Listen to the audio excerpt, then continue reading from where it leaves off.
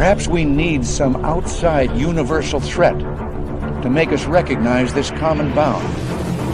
I occasionally think how quickly our differences worldwide would vanish if we were facing an alien threat from outside this world.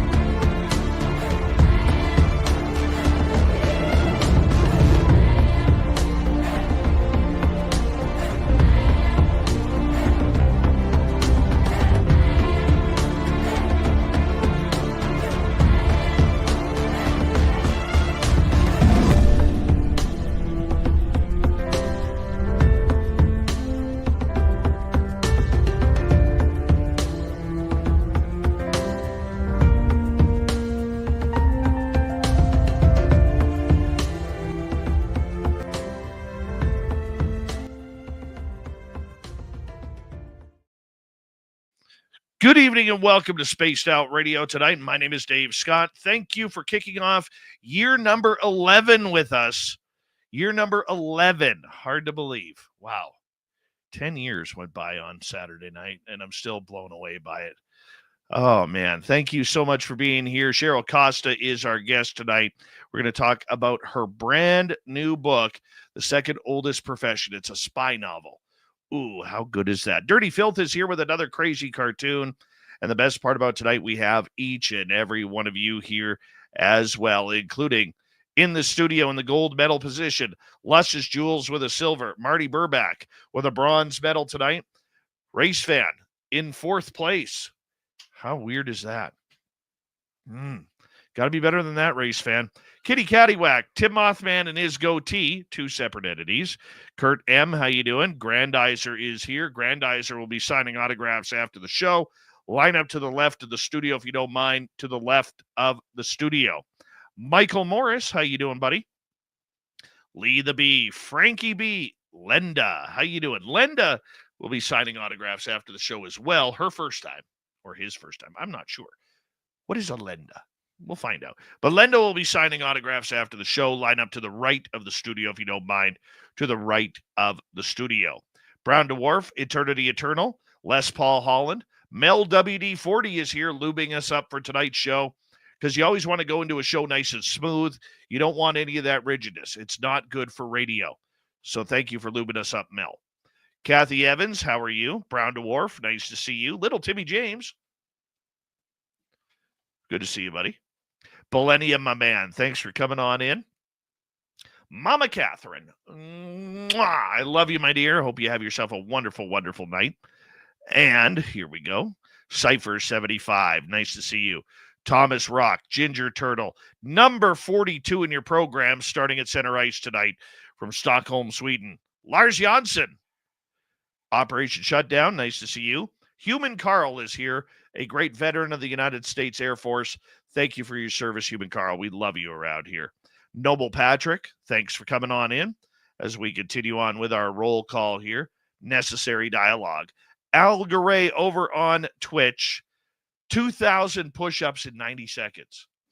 You know how fast he was going? Just literally. You might want to cut that one out. Yeah, that's a good one. 2,000 push-ups in 90 seconds. Deal you whoopoo. How you doing? Digger Dog, nice to see you. Hi, Matthew Goodka. Jessica S. Good to have you here. Chill Farm, thanks for coming on in. Ernest Albert Matthews Jr. Yeah, that's what, Ernest Albert, Matthews. See, that's why I have to lift my glasses up so I can read the small print. Welcome to SOR chat, by the way. So we continue on. Oh, from the Philippines, too. Very cool. We're going to put the Philippines up on the board. We got Israel to put up. We got the Philippines to put up. Yeah, it's very cool. All right, let's continue on. Invisible Tracker, been a while. You've been invisible in the chat room lately, by the way. Doug Shelby is here. The Doug Shelby has arrived, which means we can officially start this show. Mr. Cowley, nice to see you. And Dragonfly, SJ. And who else do we got here? Attorney to the EBEs, welcome. Bombshell Bomber. My Flock is back as well. Susan Alloway, thank you all for coming on in. Jennifer Beveridge, nice to see you. Hello and welcome to the radio and podcast side of Spaced Out Radio tonight. My name is Dave Scott, and Cheryl Costa is here to talk about her brand new book, The Second Oldest Profession, a spy novel. We're going to get to that here momentarily. We're at roll call right now saying hello to Blue Cruz, Mike Bothwell, nice to see you both. Robert Redmond, nice to see you. And there we go. My Flock, thank you for kicking off the super chat tonight. Wonderful way to support what we do on this show on a nightly basis. How long do we got? We got 20 seconds here. Super crazy. Bob Gray, how you guys doing? Thanks for coming on in. And who else do we have here? Scrolling on down. Vanessa, thanks for coming on in. Alex Sanchez, Bob Thornton. Good to see you all. And Gizmo, how are you? Deal you whoop-hoo. Throw those horns up.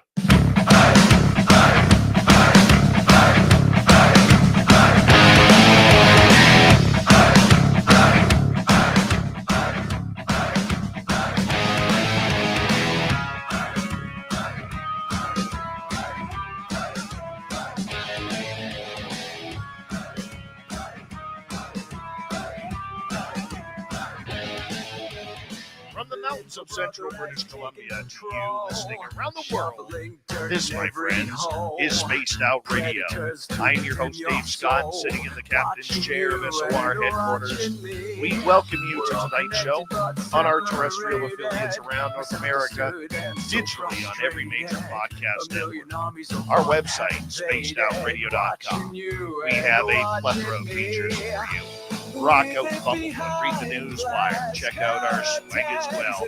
You can follow us on X at Spaced Out Radio, Instagram at Spaced Out Radio Show, and on Patreon in the Space Travelers Club. Tonight's show is brought to you by Jive Charities. Help make the world 10% happier by visiting Jive Charities today.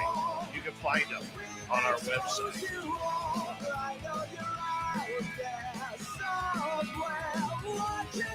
We got a great show about Spies tonight.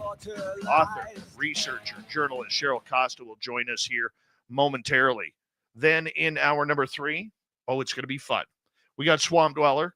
Then in studio, Little Timmy James hanging on out with us to do the UFO report. One of my favorite guests is here. I know I say that all the time, but you know what? When you're this smart, it should be illegal. Okay? It should be illegal. It really should. Cheryl Costa is an upstate New York resident, native, who saw her first UFO at the age of 12. She's a military veteran, retired information security professional from the aerospace industry. She's been a speaker at multiple UFO conferences. She's the Researcher of the Year in 2018 for the IUFOC.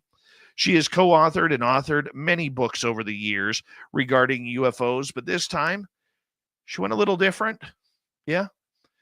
Against the grain of what we are used to on this show. Her latest book, The Second Oldest Profession, a spy novel, can be found on Amazon right now. It is about Russia, the United States, Cold War, all that groovy stuff that we lived as kids. You know, the stuff that caused us nightmares and nuclear weapons practices in school. Remember, get under your desk, even though you're still a dead kid back then. Yeah, we're going to get into that. Cheryl Costa is one of the best out there, and we always love it when she's on the show. Cheryl, thank you so much for coming on in. How you been doing? Privet Tavorish, David. Greetings, Comrade David. Yes. Comrade David. Yeah, that would be good in my Ukrainian uniform. That's for no, wait a minute. That gets goofy. Ukrainian is in southern. When it was part of Russia, it was southern. and they always just spoke Ukrainian, and then the Russian that they spoke certain letters differently, so the words were slightly different. So there's a northern accent from about Moscow north into the east, and then there is what we call a southern accent. And in a Russian context, okay, and I found this out the hard way, in a Russian context, it's about like speaking English in Boston and New York or rural Georgia. That just how things are pronounced. And when you're trying to be a translator for, say, a scientific team or something like this, it was perplexing. The local translators had to explain the differences in certain pronunciations. So Ukraine is pronounced differently. Oh, very much so. I don't understand the language. My dad does. It kind of ended with him, but it still works. Before we get into this, I want to have a conversation with you. Yes. Okay. And first of all, I want to say thank you, because you don't even know, you are my first guest of year 11 on this show, as we just celebrated our 10-year anniversary on. Freaking cool. Yeah. Yeah. Wow. So you're guest number 1 of year 11. I'm touched. I really am. Well, you know what? Hey, we had to start off year 11 with a bang, and we were able to when we landed you to come on this show again. So thank you very, very much. I want to ask you, and I want to actually have a serious conversation, because you and I haven't done a show in a long time, well over a year or so. Mm-hmm. And in that time, you have gone from one of the world's leading ufologists, not apologists, you're a ufologist, to literally stepping right away from the UFO field, just as it was getting exciting for many of us. And a lot of people have asked me, hey, what's with Cheryl Costa? Why did she leave the UFO world? You want the truth? I do want the truth. Okay. Journalist to journalist. Journalist to journalist.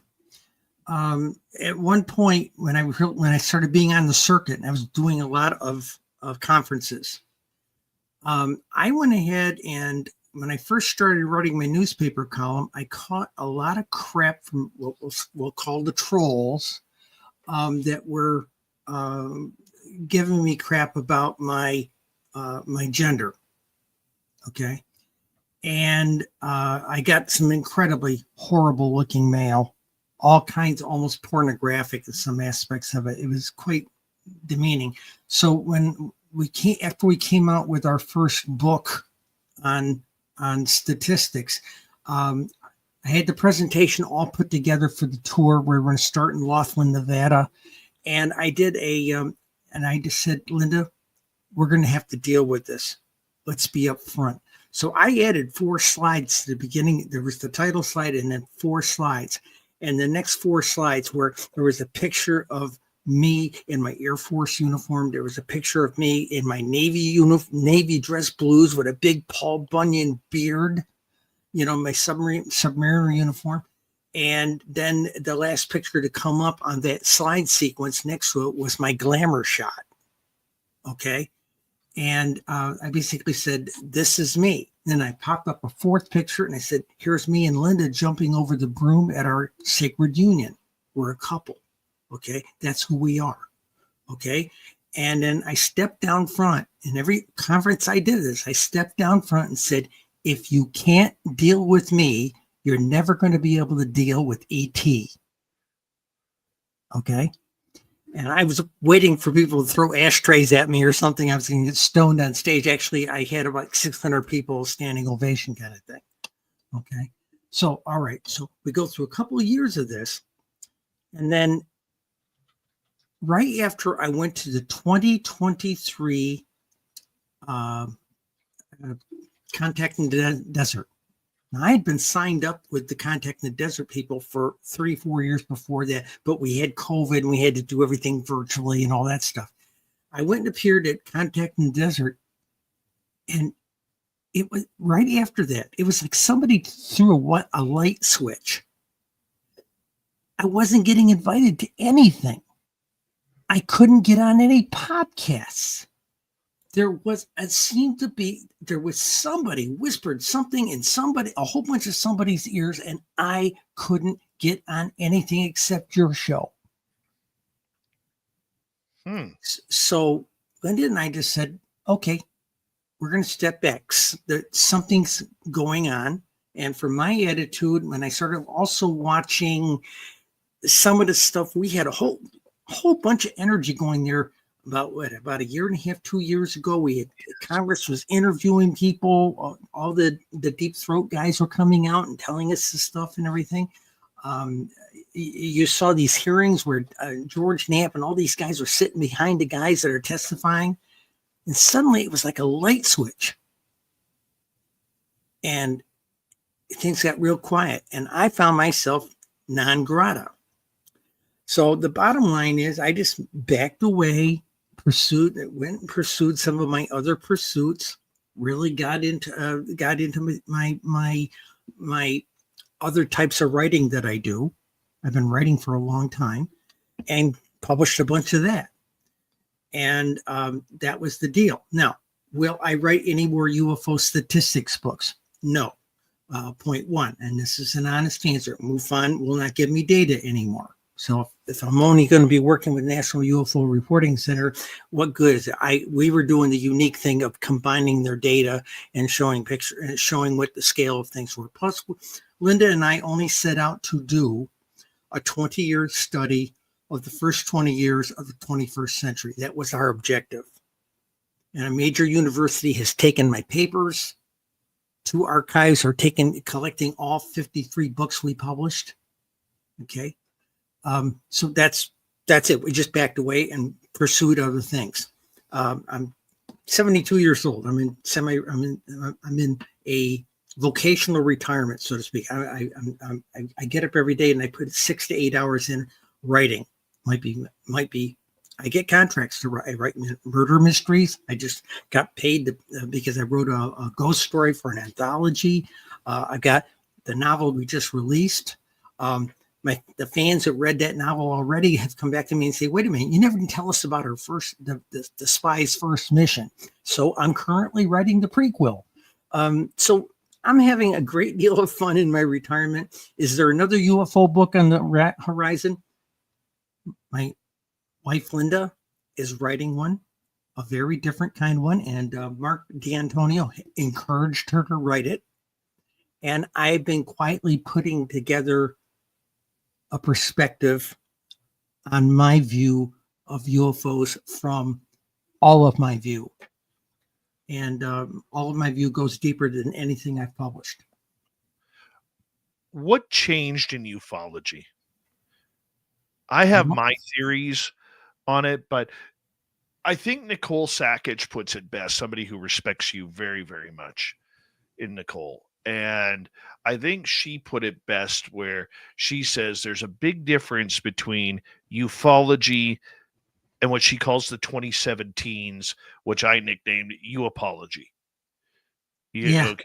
For I get it. Yeah. Uapology. I did not come up with the term. I just stole that to call it Uapology because it just sounds pretty awesome. Okay. What changed about ufology? I don't know. There was over a period of about a year, I'm going to say, and some of it was through COVID and everything like this. There was a change in the mood of a lot of people that we worked with. Okay. When I was at Contact in the Desert 2023, there were people I had never heard of. I knew people there. And I communed with a lot of them. I was sitting with, oh God, I'm going to lose the guy's name. One of the sons of the guy from Roswell. Marcel Jr.? Yeah, he was having coffee with me when that story broke, the last day of Contact in the Desert that in 23. That story broke about the fact that they were just coming out with some other some new revelation, and it just broke that morning, and it was I spilled my coffee all over myself. I was getting ready to go to the airport. I'd open up my bags and get another shirt. It was quite eye-opening, but it was funny. After that contact in the desert, suddenly there was this whole group of people that were being recruited into this thing. I'm not criticizing it. The Hollywood endeavor, the Hollywood, whatever they're calling it, Chef Talk and Earl Grey, and some of those people were becoming all these faces of UFOs, and I couldn't get my foot in the door. He says, I kept pitching him. I says, look, I've got the freaking data. And it seemed almost like a UFO expert beauty contest kind of thing. Think about this for a minute. All of the, I was writing my column from 2000. I'm not bitter. Please understand this. I'm just telling what went down. From 2013 to 2019, I wrote a 7-year weekly UFO column. Okay, people say, wow, it must be fun to write a UFO column. It's just 800-word term paper every Thursday. Okay, so I did this for 7 years. And then after the contact in the desert, I actually got picked up by the Roswell Daily Record. Okay, and I worked for them for 6 months. And I agreed with something when the lead editor quit, and I agreed with his reasons, and I quit too. Okay, it's an editorial thing. Okay, but suddenly it was all those years. Did you ever see me on all of these television programs about UFOs? I couldn't get on one. I had an agent, and he couldn't get me on any of them. I don't Maybe, yeah, okay, yeah. I know you know where I'm coming from. I thought for a long time, I thought it was because I was a trainee. No, I don't know. I don't know what it was. I don't know who put the fix in, but I couldn't get on any of that stuff. And then some of the people I do know that did get on that stuff have recently, I'm talking recently, like within the last 6 months, we've had conversations on the phone, Zoom calls, that type of thing. And they've told us, yeah, they put words in our mouths when they taped us. You dodged a bullet, Cheryl. Because I know you wouldn't have let them put the words in your mouth. So there's a fix in. Okay, the running joke with 3 of my close friends in the UFO community. People think that the men in black are these really big guys that come in, push you up against the wall, and just, you're not going to talk about this stuff anymore. Okay. No, they bring coffee and donuts and sit down and tell you what they don't want you to talk about. Okay. And I was in kind of an unusual position, considering that what my background necessary to write that book on Spies, they sort of had me over a barrel, and I had to shut my mouth. Weird. I know too much. Do you regret backing away from ufology, considering how it's really seemed to take off and has become such a mainstream topic of journalism now? No, I don't. I'm going to use some words Linda gave me. Okay. We did the science. We're not here for the fluff. If you know what I'm saying. Right now, it seems to be all about the fluff of personality. Ufology's turned into the British baking show. If you know what I'm saying, it's all about the pretty faces they can put on there that are funny and witty and everything like this. And heck, we even tried to sell what we were doing with the agent. We tried to get the Travel Channel. We proposed a show called the UFO Road Show. We were going to get an advanced man to go into all these. I identified 151 hot spots in the United States. Okay. Documented with data, not because people say they're hot spots, but because I had the data. Okay. Right down to the bloody zip code. And we pitched it. Travel Channel weren't interested. We pitched it to HBO, wasn't interested. Everybody who was even running shows, Netflix and everything like that, weren't interested.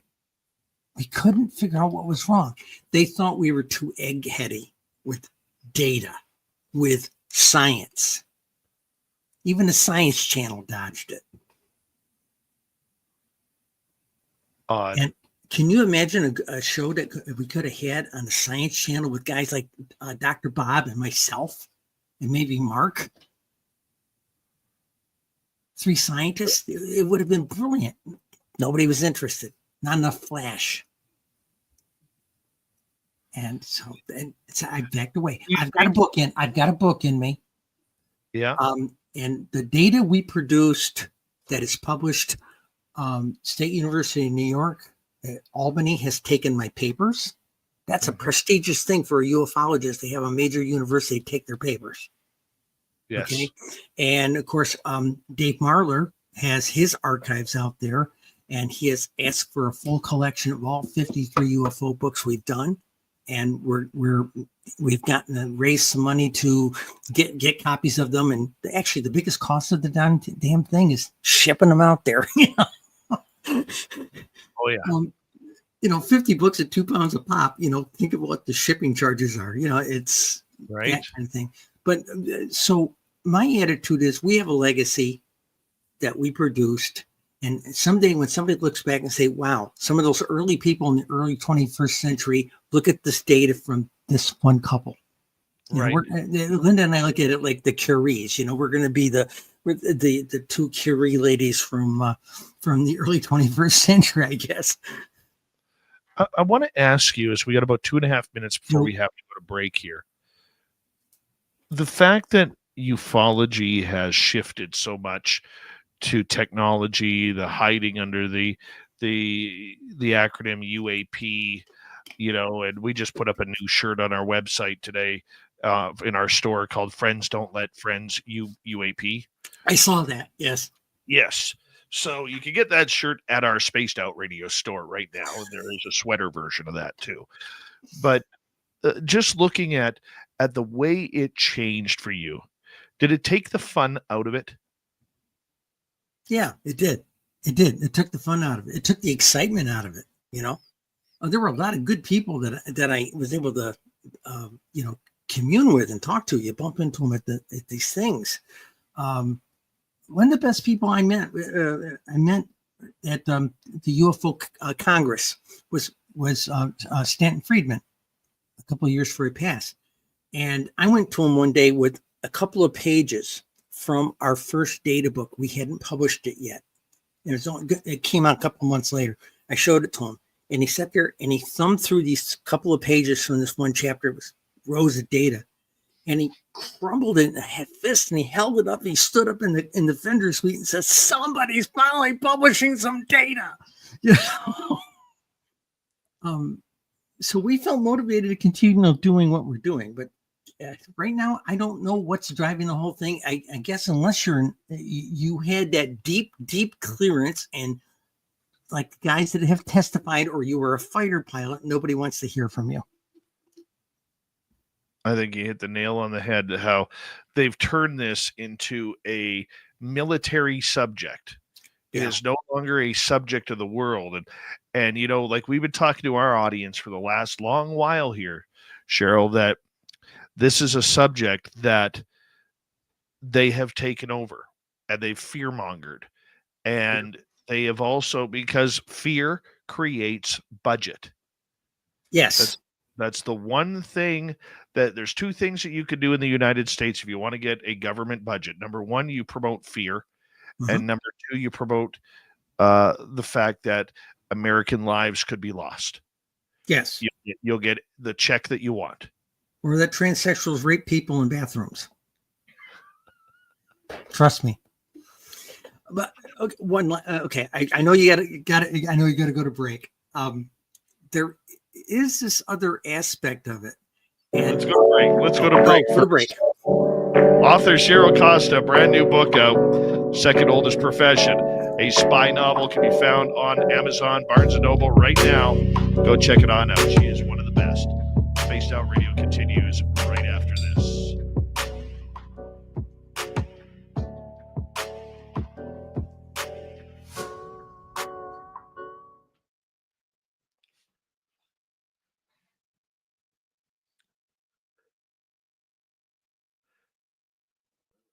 You caught me off guard with that one. I tried not to laugh. What did I say? It was funny. Oh, when you were like, and transsexuals rape people in bathrooms. Oh, yeah. Oh, man. You know, there's certain times I'm not prepared for things. Was not prepared for that one. Oh, it's crazy. It's crazy. Oh, man. But when we come back, I have a thought for you about, because, these people with the clear off the record, these people with the clearances. People, just remember our YouTube audience can hear us. I understand this. Yeah. People were coming to me the last couple of years. I was really visible and saying, why do some guys like Lou Elizondo, why don't they break that security oath? And going, you sign that kind of thing, and they know where you live. They know where your family lives. Okay, they have a sword over your head, so to speak. Okay. Plus, when you signed that security oath, you did it in good conscience that you were going to be an anonymous person. Okay. Your family, your blood family, your friends, and probably everybody you know is never really going to know what you did for your country. Okay. And when I wrote the spy book, I had to sanitize it like you wouldn't believe. I had a colleague that I served with in that agency read through it and said, wow, Cheryl, you told the story without giving away the store. So that's, let me come back. The reason I was an analyst with the UFO stuff, and it got me in a little bit of hot water, was because my skills I got from that business. I was an intelligence analyst. Okay. That's what people don't get. And I'll one short one here. The UFO conference down in Berkeley, down in Eureka Springs, down in Arkansas. Yes. The last talk we did, I had a slide in the beginning of our presentation that showed me back in Vietnam with a combat helmet on, me in my submarine uniforms and sitting next to a periscope on a submarine, and then showing the pictures of me evolving into Cheryl. Okay. And I pointed at the submarine stuff and pointed at that, and it says, I was an intelligence gatherer. This is where I learned to do my analysis work. And I applied all of those skills to write all these books about UFOs. I approached it like an intelligence gathering project. Okay, well, we can do this again on the air if you like. But that's what I did. And it was on the video that was on YouTube. Okay. About 6 months later, I get a phone call from somebody. He says, Cheryl, have you seen that video? I said, yeah, I watched it a couple months ago. And he says, go look at the opening again. They edited out my introduction where I explained who or what I was and where my skill was coming from. Wow. Honest. And I said, okay, to fix this, either somebody pressured him and said, take that transsexual off of there, or the man in black showed up and says, take that person off of there. Can't have her saying those words. One or the other. It's weird. And I didn't give anything away. I simply said what I used to do. And that's okay. I can tell you what I did. I can't tell you where I did. I can't tell you how I did it. Right. And I can tell you what language I was speaking when I did it. That's just weird. I don't know what's going on, but the last guy that was testifying about all this stuff was talking about all the deep stuff, and he was doing it by the book. He was talking to the inspector general that had the clearances for all that stuff. And all of a sudden it was like somebody threw a switch and suddenly nothing was being talked about. And that is the deep state aspect of the defense organization and the defense industrial military complex. What Wow. Eisenhower warned us about. Oh, yeah. Cheryl, I'm going to get you to hold on right there because we are going to come back here in about 30 seconds. I might move to Canada. Things keep going the way they're going here. What's that? I might defect to Canada if things keep going the way they are here. That's all right. We don't want any Americans right now. No offense. I know. Because we're about to change here too. Yeah, I've heard that too. So yeah. So no offense. I love you dearly. I got a room for you and the wife in my house here if you want. Come on up. All right. Here we go with the second half hour.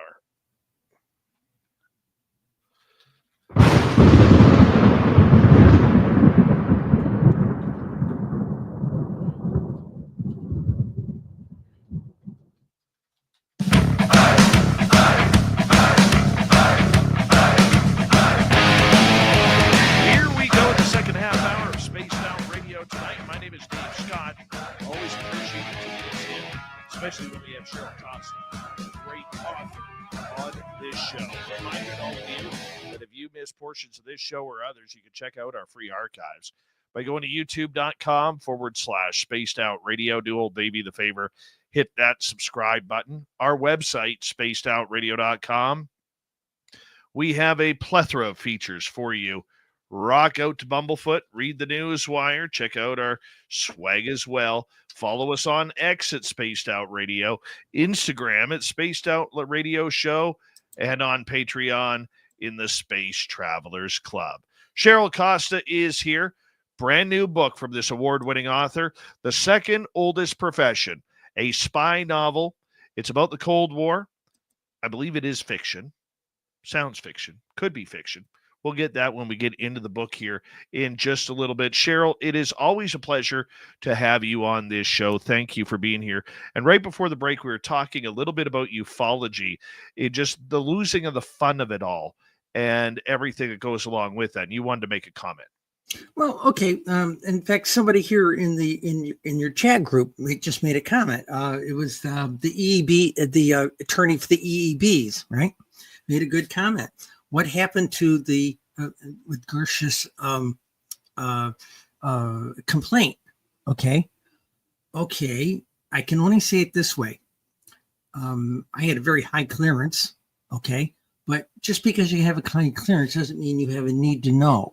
Okay, so we had what we called compartments.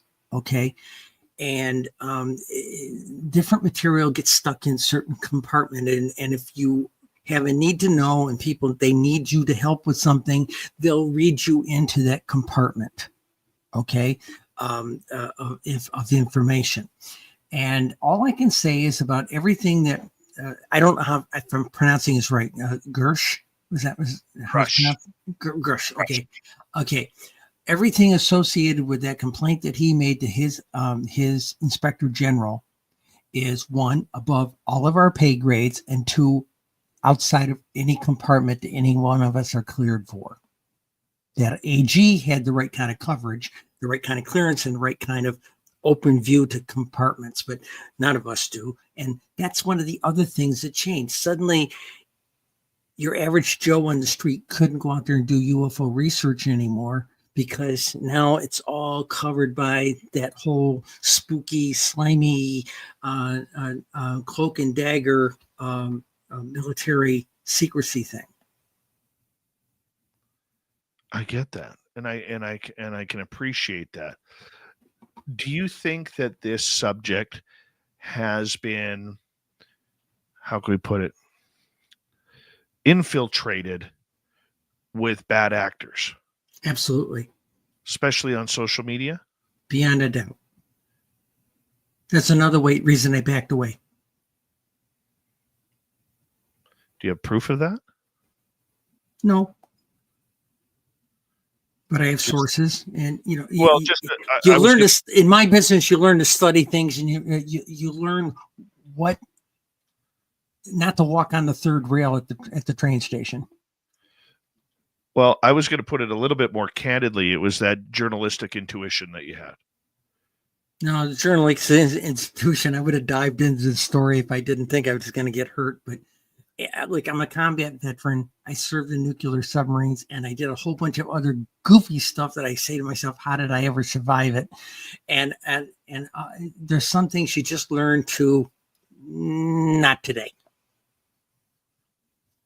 Well, that makes sense. That makes total sense. I do want to ask you, though, because a lot of people will come in here into our chat room, and I see it all over the internet, regarding the sources. Give us, break, like you mentioned earlier, break your NDA. Who are your sources? Who are you getting information from? We name names. This is what the UFO public, many of them are saying. Not all of them, but many people are driven towards, they're tired of the trust me bro type attitude. But as a journalist, and somebody who's been a journalist for a long time like you have, and myself as well, I don't think many who have made an emotional connection to this story fully understand or comprehend the sacredness of having sources on the inside as a journalist. Oh yeah. You got to have that person who's got that foot in the door. They don't tell you the whole story, but they can give you enough to let you research the parts that aren't confidential. Okay. Sometimes just the right word or the right phrase can give you a starting point to research your story. But like I said, suddenly after 2023, it was guys like Grush and the fighter pilots and everything was above our pay grades, certainly above mine, and I've got an expired clearance, so I don't have a need to know, so I can't go do research.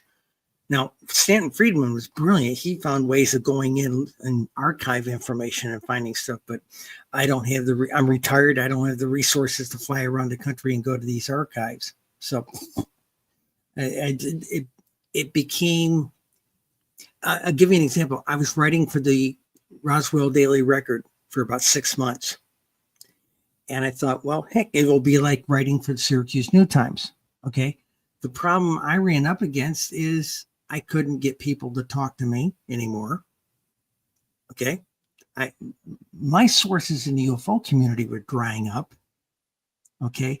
And my ability to get at some information that I'd be out here trying to dig up a story, and next thing you know, I got News Nation out there spouting some story, and I can't verify it or not verify it. I can't verify it or not verify it.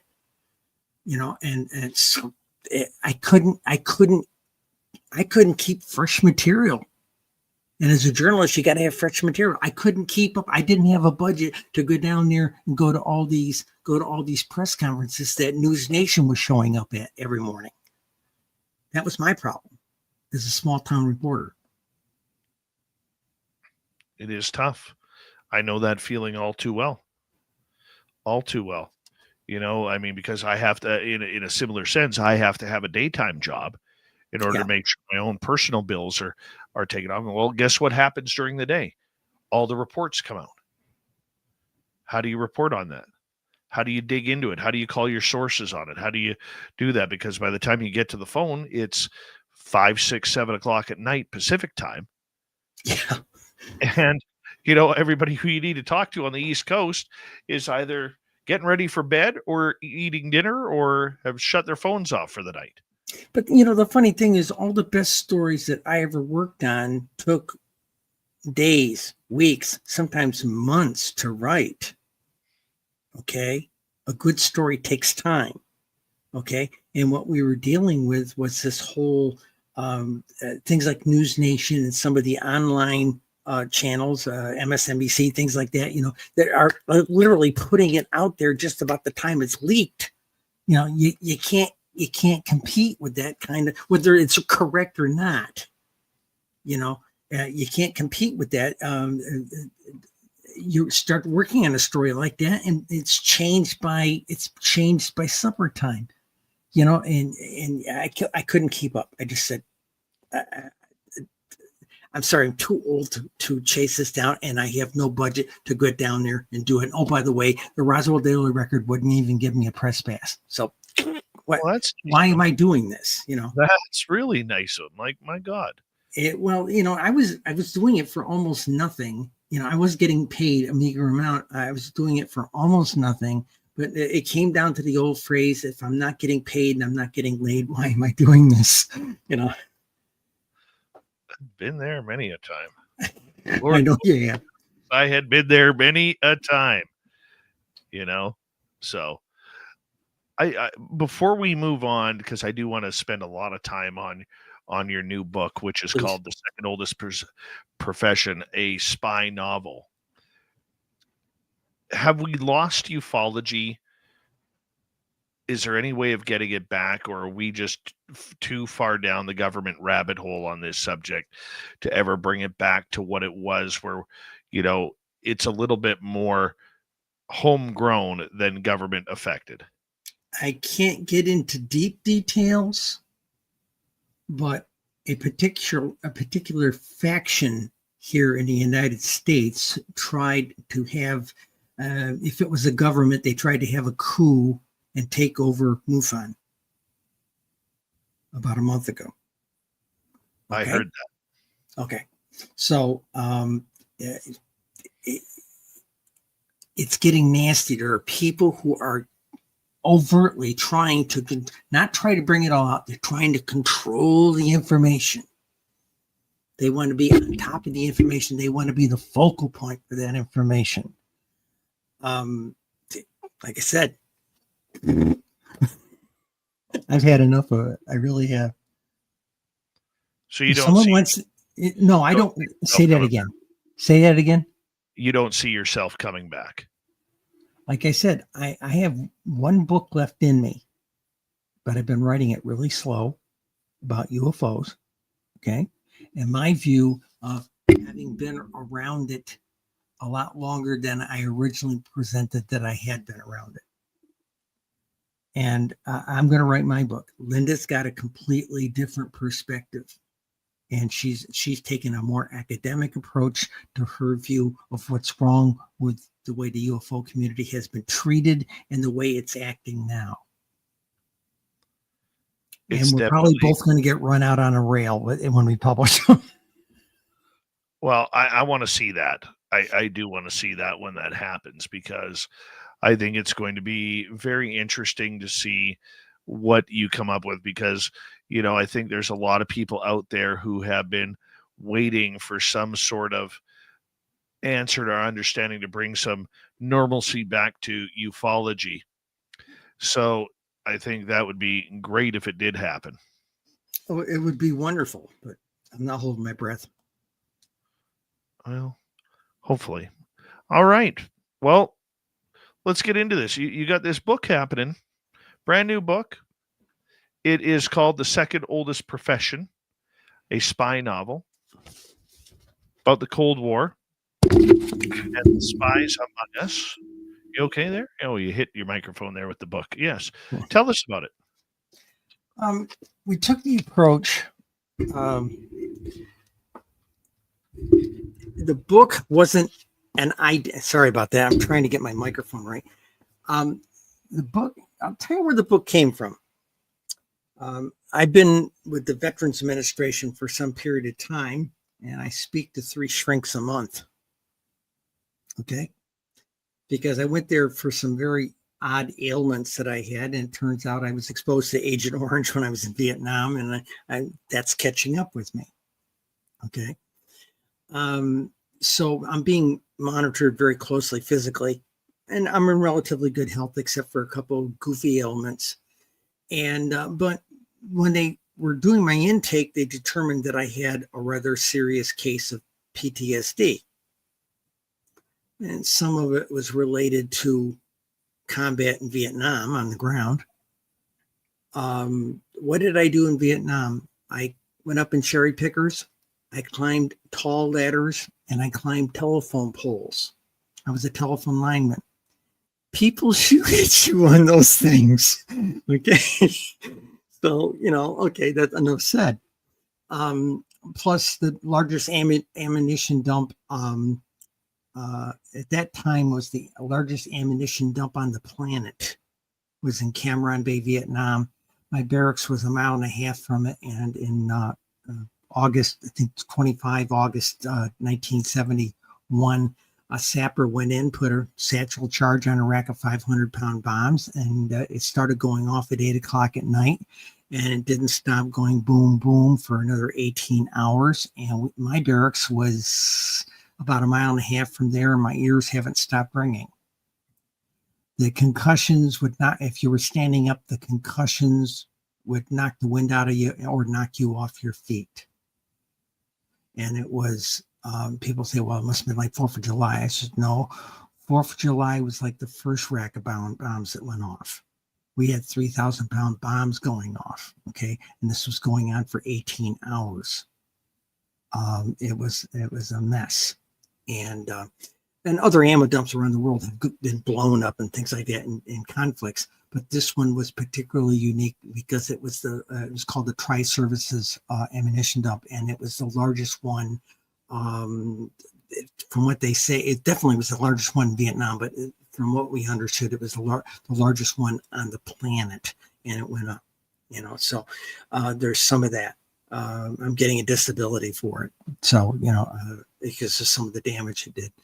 The bottom line on all this is that I was at with the VA, and when they did this big screening for PTSD, they found out that it was layered. And one of the layers was, and this is going to sound strange, carrying around too many secrets. Okay? Too many secrets. It rots at you. Okay? You can't get away from them, and you can't talk about them. Okay? And so my shrink said, you're a writer. Why don't you cathartically write about it? Okay. So I attempted to start doing that, and suddenly it just began pouring out of me. Of course, I had to sanitize it, but I worked on it, and I told the story of someone very similar to me getting recruited into that business coming right out of the Navy. And became a Sovietologist. Okay. Learn everything about the Soviets. Okay. And that type of thing. And that's what this character does. Now, like I said, my closest friends read the book, and they said, most other people who don't know me read the book and say, wow, cool, thrilling, fun adventure. Okay. The people who knew me in DC said, holy God, Cheryl, you told the story without giving away the store. It's that kind of thing. What we did was the stories I shared spanned. I didn't do it like chapters. I did it in short stories, in the form of short stories. Okay, so there was like 6 or 7 major short stories in the book, and each of them covered a different phase of a 44-year career in that business. Even getting called out in 2022 and out of retirement and said, we need you. And you say, what do you need us? We're old farts. There was 2 of us. And they said, we're old farts. Why do you need us? It's, you're still breathing. I said, what do you mean? What's the deal with us still breathing? He says, there's nobody else that worked with the asset we want to bring across the border who wants to defect to the United States. And he knows you. And you'll be a friendly face at the airport.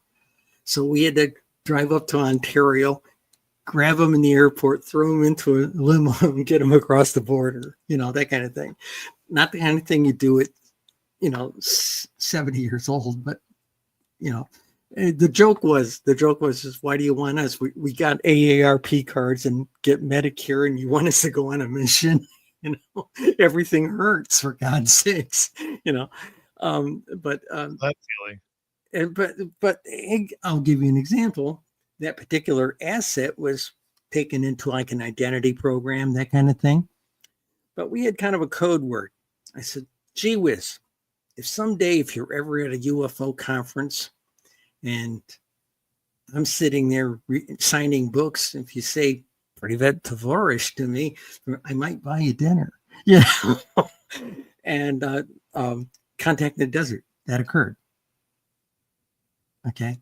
And so that gives you an idea. Technically, legally, we should never ever seen each other again. But it's one of those deals. But we covered early years, the character Moira, or Charles Stewart, who becomes Moira. Gotta make I had, based on myself, I gotta be true to it. They dressed him up as a Soviet naval officer and wanted to take him down to a community to talk to Russian speakers down in Brighton Beach in New York City. And they dressed him in a Soviet lieutenant's uniform. And they used his real name. So they said, okay, you're now Lieutenant Charles Mikhailovich Sardorov. Okay, fine, great. So he's down there in the Russian community. People are just loving him. There's a lot of former Soviets there, all this wonderful stuff. And when he comes out of the Russian American club, having had brunch and played a whole bunch of games of chess at the club that Saturday morning, walks out of the club, and two guys from INS throw cuffs on him and take him away. And his handler is with him and says, ah. And he was under orders not to break character. Couldn't break character. So when they got him to INS, who are you? And when they got a Russian speaker in there, hey, I am Lieutenant Charles Mikhailovich Sardorov. My serial number is 30, 38, 39, 47, 22. I am a member of Soviet Navy. So, and it continuously in Russian. And finally, they got him to talk a little bit. And he thought, he said, well, we called your embassy. They've never heard of you. Oh, I'm being disavowed. Can I request asylum? This is how that little thing went down. Later, Moira or Charles transitions to Moira. And funny story how this works. Charles was getting out of the Navy, early because the Navy screwed up an enlistment contract. And as soon as he gets his discharge papers, the admin takes him down the hall. He says, there's a couple of guys in dark suits that want to talk to you. And he sat down with Charles and he said, Petty Officer Stewart, we got these pictures of you going into a private clinic 5 years ago. And when we ran your license plates, we found out you had a clearance and that you were down here at the sub base. And so we have one question for you. Do you really want to be a woman? And they offer him a job working for their intelligence agency. He says, but you guys can't possibly want me in your intelligence agency. You guys are like Harvard, Yale, and Princeton guys. I mean, you would never have somebody like me who's probably going to have a sex change in the next 5 to 10 years working for you. He said, one of the two guys looked at him and said, no, we could never do that. And the second guy looks at us, yeah, that's completely absurd, but it would be the most incredible cover story because no one would ever believe you could work for us. And so that's where it goes. And then the rest of the assignments where it's Moira. Now, there was one where Moira got called. Sometimes you would get these little missions when you weren't sitting at the State Department's culture desk reading Pravda every day, analyzing it for open source, what we call OSLINT, open source intelligence. Okay. I mean, you can learn a lot just by reading at that time, reading Pravda's obituary. Hey, wow, that guy's a spy. He died. Okay, wow, that kind of stuff. And because you were trained as a Sovietologist, you culturally understood nuances that were in the paper. And you understood, you were reading it like a native, the way you were trained. So in this particular phase, it's the story is called The Remains in the book. There's Home Office calls up and said, hey, we need you to come over and we got a package of stuff that needs to be sanitized. And her first response is, what, some dead spy left something in the attic and the grandkids found it? So, that kind of thing happens. And so they get the package, they get it into a secure compartment in space, what they call a skiff, and they get it in there to analyze. and they had to get another agency involved that was associated with this other agency as well. So there were two people who were agents from two different agencies analyzing the material that's in it. And they start uncovering all this World War II era wire recordings. And as they get into the wire recordings, they find out it's about UFOs. Perfect. Hold that thought.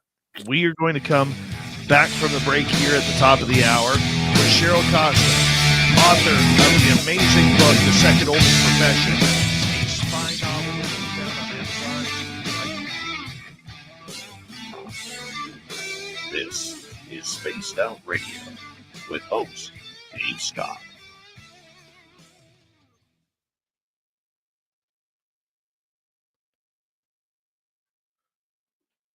All right, Cheryl, we are clear. Going to take a quick break here. We got about 6 minutes. Going to turn it on over to Dirty Filth here. Okay. So that way wants to start doing.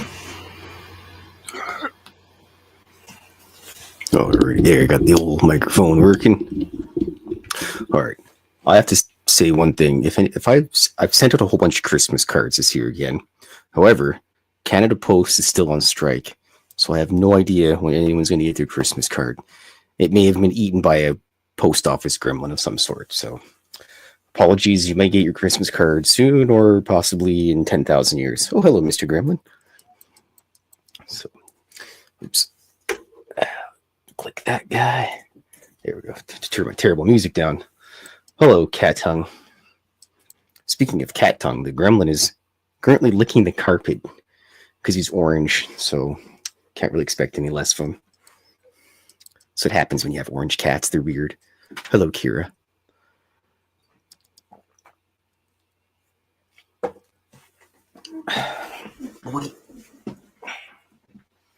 Yeah.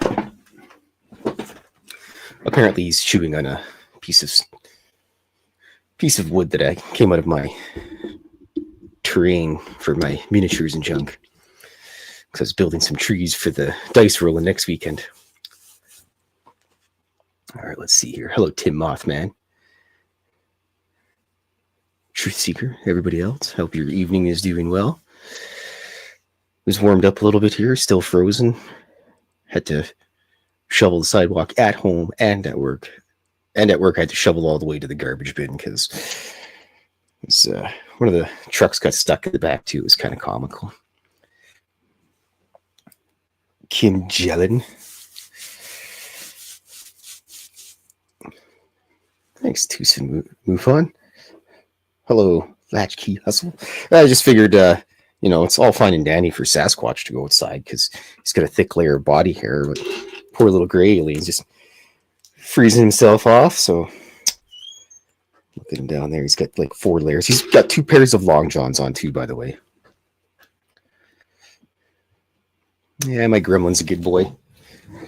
One day he'll get a chance at the one brain cell orange cat share.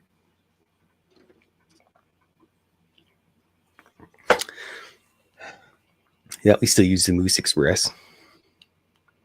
And the Moose actually drives a dog sled. It's a sight to behold. Yeah, orange tabbies.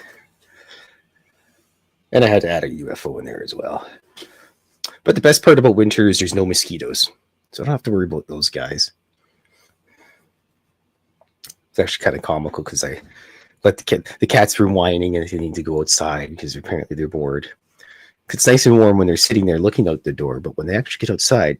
Anyway, so my gargoyle, the gray guy, the Russian blue technically, he goes outside, walks into the snow, it's all the way up to his chest, and he starts hissing at it. And I'm like, come on, mister, let's go back in the house. And so he starts walking deeper into the snow, and he's hissing at the snow because it's cold. I'm like, yeah, it's just cats, I tell you. Hillbilly Herb. Yeah, it's never a dull moment with these guys around here. Unbelievable. Speak of the devil, there he is. I'd move the camera around, but I can't. It doesn't go that far. Otherwise, I should just get a separate camera just for the cats. And Blob is currently piled on top of Mrs. Filth, if anybody's wondering. She was in the thank you video for the anniversary the other day. That blob.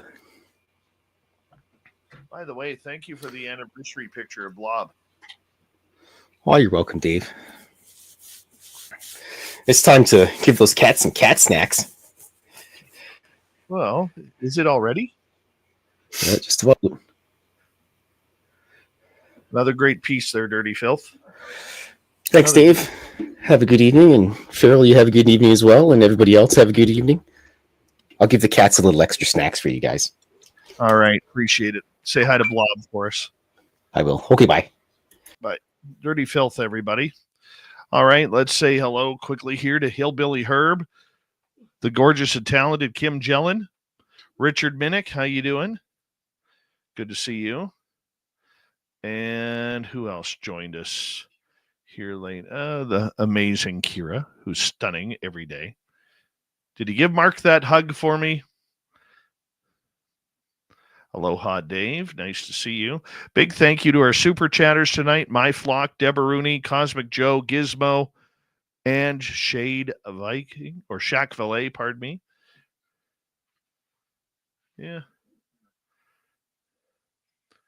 No, Chill Farm. My gold bikini is upstairs. Yeah. Mm-hmm.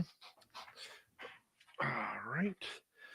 And don't forget you can shop at our Spaced Out Radio store. We got new swag up. We do. We got new swag. So make sure you go check it on out. I like it. I hope you do too. It's really nice. Friends don't let friends UAP, my friends. That's what it is. Here we go.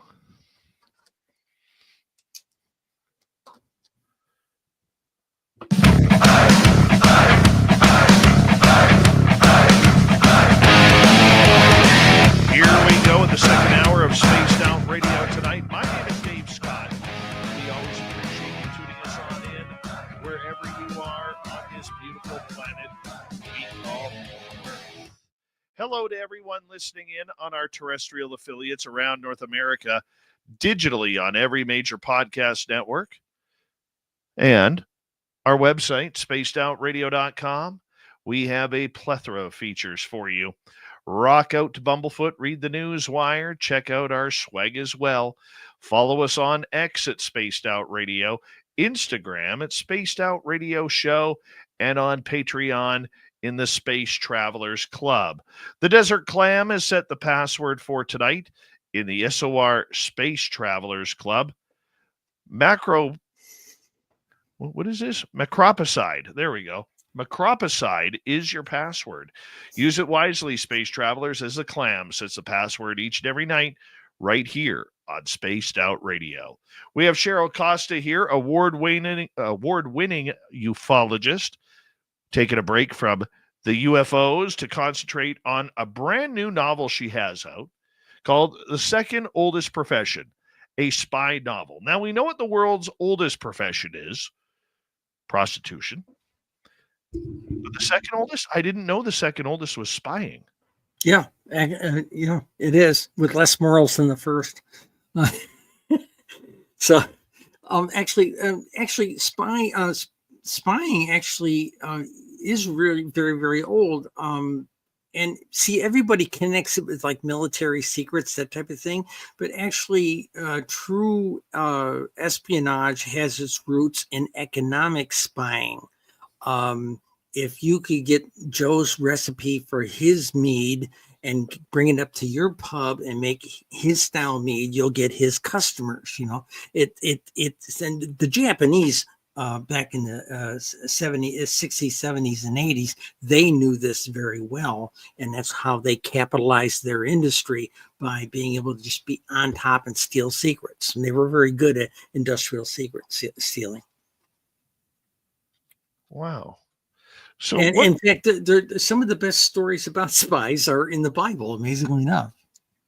You know, there's a couple of verses where a particular king sent the women to go to this other village and basically listen to the gossip.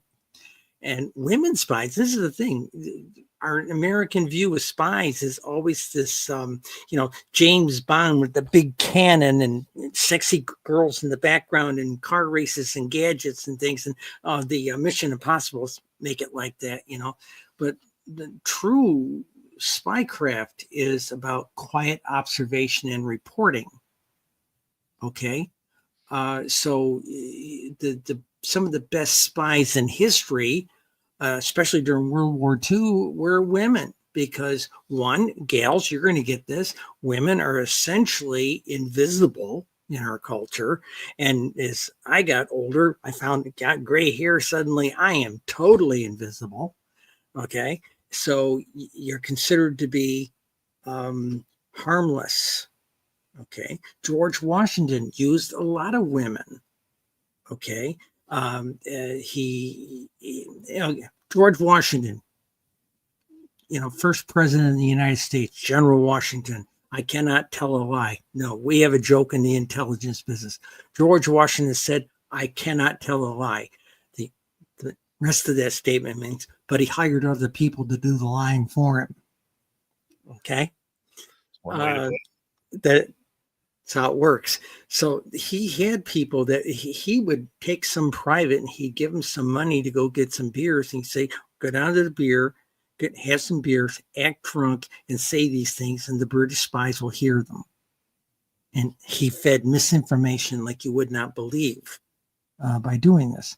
And the women, again, were completely... British soldiers didn't look at these ladies, and they're out there hanging up the wash or feeding the chickens or something like this, and they're watching troops go by, and they go out there, and suddenly they're hanging up the sheets a certain way or something like this, and they're communicating it to Washington's observers. Okay, it's observe and report is the true tradecraft of the spy business. Interesting. So what turned you on to this subject? What really pushed you to go into this world of espionage and spies? Okay. The first thing I have to say, if you have the book and you look at what they call the verso page, where the copyright and all that stuff is, it says this book is a work of fiction. It is completely an imagination of the author. I have to legally say that. My attorney says. Okay. All so right. Somebody came to me on another radio show and says, wow, so you can't talk about St. Petersburg. Officially, I can't. I was never there. I was never in St. Petersburg. Okay. Or okay. Leningrad. Okay. But I can tell you where some of the really great restaurants and pubs are. So it's goofy. It's that kind of thing. There's this stuff I can't tell you. That's all there is to it. But I can tell you the stories around the edges. Okay. And that's what we did in this book. Now, in this short story, The Remains, these people, Moira, the heroine, and this other lady are trying to sanitize this information. And they find these wire recordings from World War II. And they managed to get a wire recording machine from the warehouse up at the CIA at Langley. And they start playing these things back. And this stuff is all locked up in a secure vault space that they work in. Okay, with this equipment.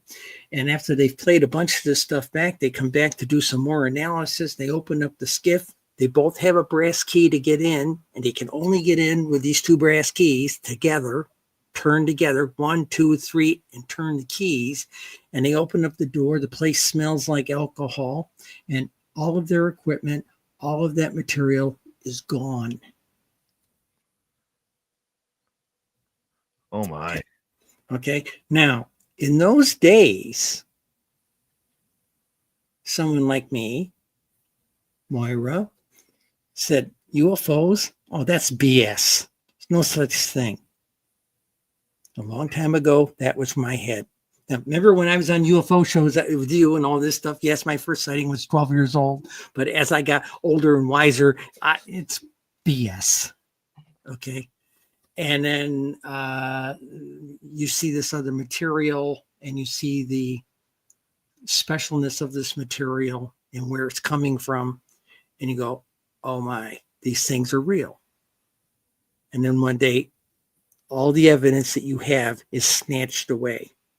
So in the book, it says Moira retired and began writing books on UFOs and lecturing all over the country, and that's accurate. I'm basing aspects of it on my own life, write what you know, as they say. But that's the flavor of that chapter. What else would you like to know that I'm not supposed to plug on? Well, I mean, I've sanitized it a lot, trust me. No, and I understand that, and I can appreciate that. Where I kind of get excited about books like this is the fact that even though you write it in a fictionalized style, there is still a lot of truth to what you are dealing with. And, in order to build it, it's like, reminds me of my favorite author ever was Tom Clancy, God rest his soul. Yeah. Okay. And the Jack Ryan series on everything. And he was an analyst too. Exactly. And the one thing that I loved about Tom Clancy, I remember watching an interview with him one day, and he was stating how one time the CIA actually approached him because they were very concerned about the information that he was providing. And it didn't make sense because literally, if you read some of his books, and I have one just back here, where it literally, about 2 years before the killing of Osama bin Laden, it literally almost tells the exact same story, where he was found in the upper room, and how the SEAL team came in and double tapped him, and all of this. And it was incredible how, when you saw it play out, that's what happened. Or if you look at the hunt for Red October, and then that Russian nuclear submarine that went to the bottom. I mean, there was years in between it, but he was so prophetic in his style of writing about this that it actually caught the attention of many in the CIA, who hauled him in to say, and they debriefed him. Where are you getting your information? And his answer was, the press. I get my information from the press, and my team runs with it.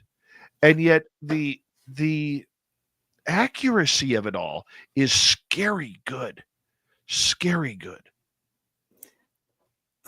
My spouse, like I said, I'm writing the prequel, and I have a big board. It's a big poster board. You buy it. They're like big yellow stickies, but they're like poster board size pieces of paper. Okay. And when I write a book, I take little things. It might be 3x5 cards. It might be yellow sticky. Sometimes it's something I scribbled on a napkin and I tape it on this thing. Okay. And I've got it up there. And she came in one day, Linda came in and looked at this thing, and she says, those maps are CIA maps, according to this legend. I said, yes, they are. She says, how'd you get CIA maps? I says, from the CIA site. Okay. And I'm writing 1981 and currently, and 1981 charts that I had up here had been sanitized by the CIA, but it had the information that I needed for the story that I already knew, but I couldn't talk about until I saw they had declassified it. Okay. So there's telling a story and giving away factual information. A piece that I wrote 2 days ago, I wrote about there was a major flap in the Mediterranean in 1981 with Soviet ships. Okay. And they all, as it turned out, they all went to Syria, and they did the first of its kind an amphibious landing, and they did it in concert with Syrian troops. And right now, Putin's got commandos in Syria trying to keep Assad in power right now. I saw that on the news this morning. I just yanked out my earphones. Oh no. So the deal is, there's a lot of information that's out there, and you can, and these days there's a lot of declassified information out there. So if you're writing a period piece, there's tons of material available for you. Okay. And Clancy got a lot of his stuff from some of the naval journals, that kind of stuff. So, yeah, there's material there, but boy, it looks really strange when you see it in the headlines the next time something like this comes up, or in a movie or something. Okay. I've had several people who have worked around the intelligence business drop me a line and say, I read your book. I read between the lines. Holy God. So the trick is as a writer is to tell the story without giving away the story. Okay. There's some things you just can't talk about. So, and I know where that line is. So that's what I do. Wow. Now, UFOs. Now, people have been saying about why can't they just come out with it and everything like that? Where it has come into, it used to be if someone saw a UFO and tried to report the thing, somebody would show up and say, you didn't see anything. That used to be the gig back in the 50s and 60s. Okay. Hence the myth of and I don't want to call it the myth, there's a better name for it, not myth, the folktale of the Men in Black. Okay. And it was usually security people just saying, you didn't see anything. Keep your mouth shut and we won't bother you. Okay. That was the mystique of the Men in Black. Okay. But the deal was they were trying to protect a lot of development stuff that was being done, especially if you were out there in the Western states and things like this, where they were developing things. Okay. I'll give you an example. They were developing the SR-71, the big high-speed 3,000 miles an hour plane, that type of thing, and it would take off from someplace like up in the California high desert, okay, and at the speed the guy was flying, just making a turn, he'd be over Oregon or Washington State before the turn was done. He was going that fast, okay. So people would see these things multiple places, so yeah, there was a lot of weird stuff flying around the sky that were in development. I worked in the aerospace industry in my career, so yeah, I know about that stuff. Did I know anything about skunk works? Nah, couldn't even spell it. But the deal is that they are trying to protect the secrets of development stuff. That's what a lot of that security had to do with the Men in Black. Anything to do with the actual aliens from off-world, that stuff is cleaned up and went someplace. Probably like Roswell, it went up to Wright-Patterson to the Foreign Technology Division to try and exploit technology. That's where it went. After that, who knows where it went? Is the idea of spying about building connections that are useful, or is it about trying to gain an upper hand, like what we see with, spy movies, whether it's James Bond or whether it's the Manchurian Candidate or whatever it may be? Okay. Different people have different missions. You can say Joe so-and-so, he's an assassin for the company, as they say, okay? Or so-and-so, he or she isn't stealing stuff, okay? Something we learned back during the Cuban Missile Crisis. We had a 15-year-old CIA at that time, okay? Been around since 47. And the problem was their people were deeply embedded. Took them years to get these people embedded in high positions in a foreign government. We'll say like the Soviet Union or someplace else. Okay. The problem is when we got head to head, toe to toe with the Russians and damn near nuked both half the world morbid, it was an attaché from an embassy that sat down with a senior newscaster from ABC News and said, "You've got access to your leadership in this country. Tell them to cool the rhetoric, and we can cool this thing down." It was about relationships. So some divisions in these intelligence groups are about analyzing signals. Some are about analyzing comm traffic. Some are about specializing in establishing relationships. Okay. So we were allies with the Russians during World War II. Some of our living OSS people who were from the old OSS, the predecessor to the CIA, Office of Strategic Services, had counterparts in the Soviet Union during World War II. And actually some of that was utilized back channel during the Cuban Missile Crisis, as well as this attaché coming forward to an ABC news anchor and telling him, "Go talk to the White House, tell them to cool the rhetoric." Okay, and that's what happened. And there's been other situations that are done very quietly in the background.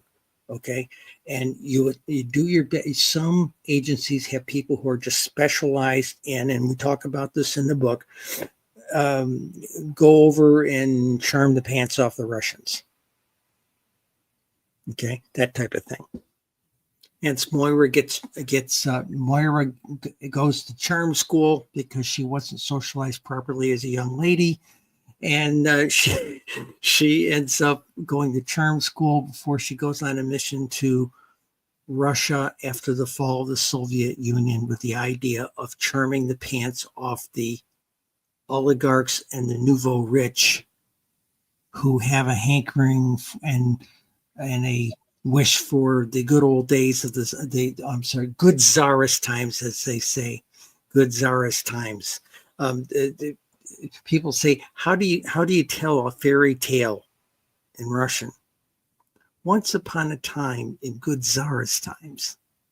Okay, that's how it begins instead of once upon a time, another way. So Right. That gives you a sense of the cultural differences. In fact, I've written a couple of short stories that were written in a Russian context, and I wrote them with that once during good czarist times. So. I want to ask you, because a lot of people who think of spy type novels, there's always a lot of action. We think, like I mentioned earlier, James Bond or something along those lines, Tom Cruise and Mission Impossible type of thing. It's not that exciting, is it? If it's gotten to that point, it's run for your life, for God's sakes. If you read the story in the book, it remains after all those wire recordings and things got taken. The two women realize, well, at least Moira does, realizes we may have a problem. Where's your car parked? Do you have a car starter? Yeah. Okay. On 3, let's start the cars, but we're going to do it a half a block away. On 3, they get a half a block away. 1, 2, 3, and they both hit their car starters and both cars go up. Boom, boom. Okay. At that point, it's a foot trip down to the metro station and riding around in the DC metro station and metro trains, different lines for 2 or 3 hours to hide until they can get to a safe house, which turned out to be an Ethiopian restaurant. Okay. In Debana, in Debanish. Okay. That's greetings. In Debana is a pleasant greeting to a man, and Debanish to the woman, and the common answer back to you is Dinana. Okay, how do you know this? By doing courier duty from Bahrain to Addis Ababa in the late 80s during the Ethiopian Civil War. Okay, so you get the drift. But most the thing is, it's mostly about observe and report. hold that thought, because we do have to go to break here at the bottom of the hour. And as per usual, when you're on this show, it always flies by way too quickly. We have Cheryl Costa for another 30 minutes on Spaced Out Radio. We'll be right back.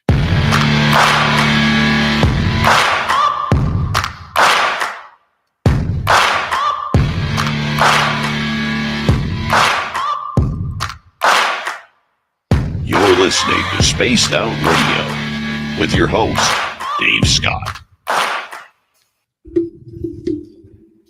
And I cook injera, which is Ethiopian food in this household.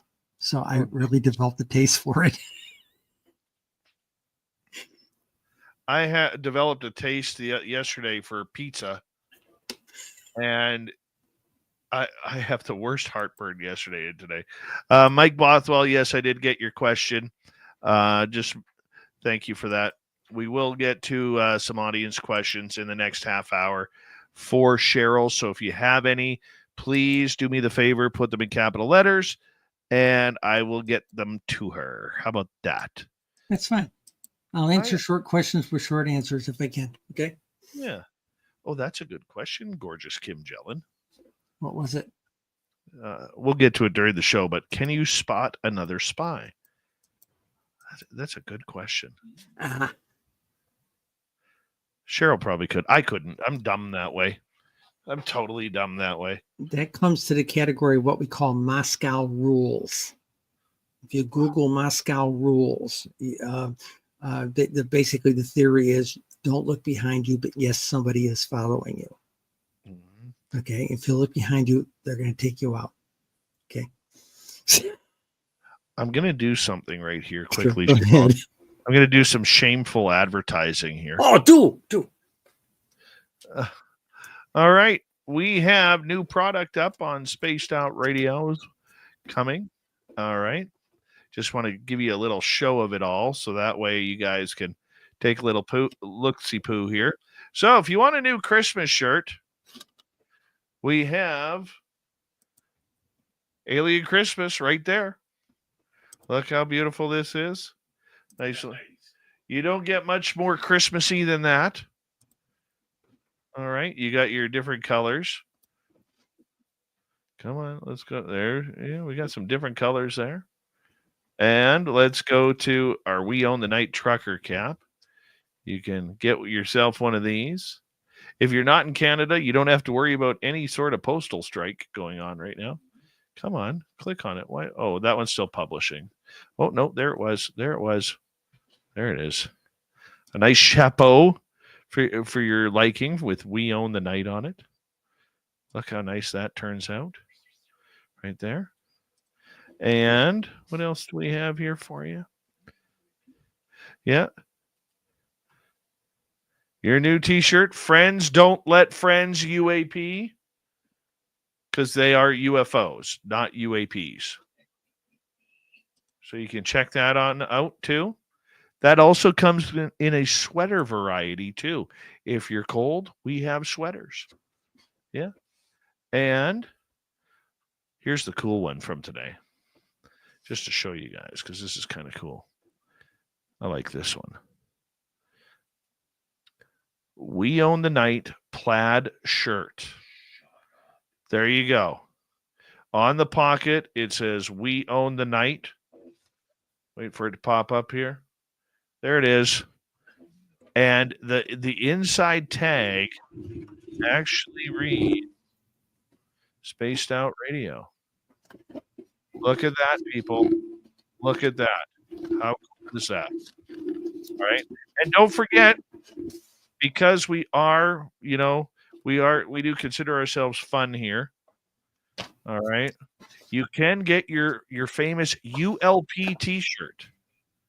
ULP t-shirt, the Unidentified Lighting Phenomena t-shirt, made famous by Lou Elizondo and his extra great post when he said the Romanian UFO was a UFO when it was actually a light fixture. So we've designated that the official ULP T-shirt, unidentified lighting phenomena. All at spacedoutradio.com. We have much more good stuff there for you. If you want to check it on out, we would appreciate it. We think you would enjoy that. And you notice nothing that we have is ugly. There's no ugly swag there. That's stuff that you could actually wear in public and be proud of it. That's the big thing right there. Wear it in public. Because remember, friends don't let friends UAP. Cheryl loves it. I love it. Yeah. All right, we're coming back in about 35 seconds. Big thank you tonight to Aloha Dave, Richard, Shaq Valet, Gizmo, Cosmic Joe, Deborah Rooney, and My Flock for the super chats. Please reminder, put your questions in capital letters, and we'll get it going from there. And we're coming back in like 5 seconds. Great Christmas presents, by the way, just for everybody to know.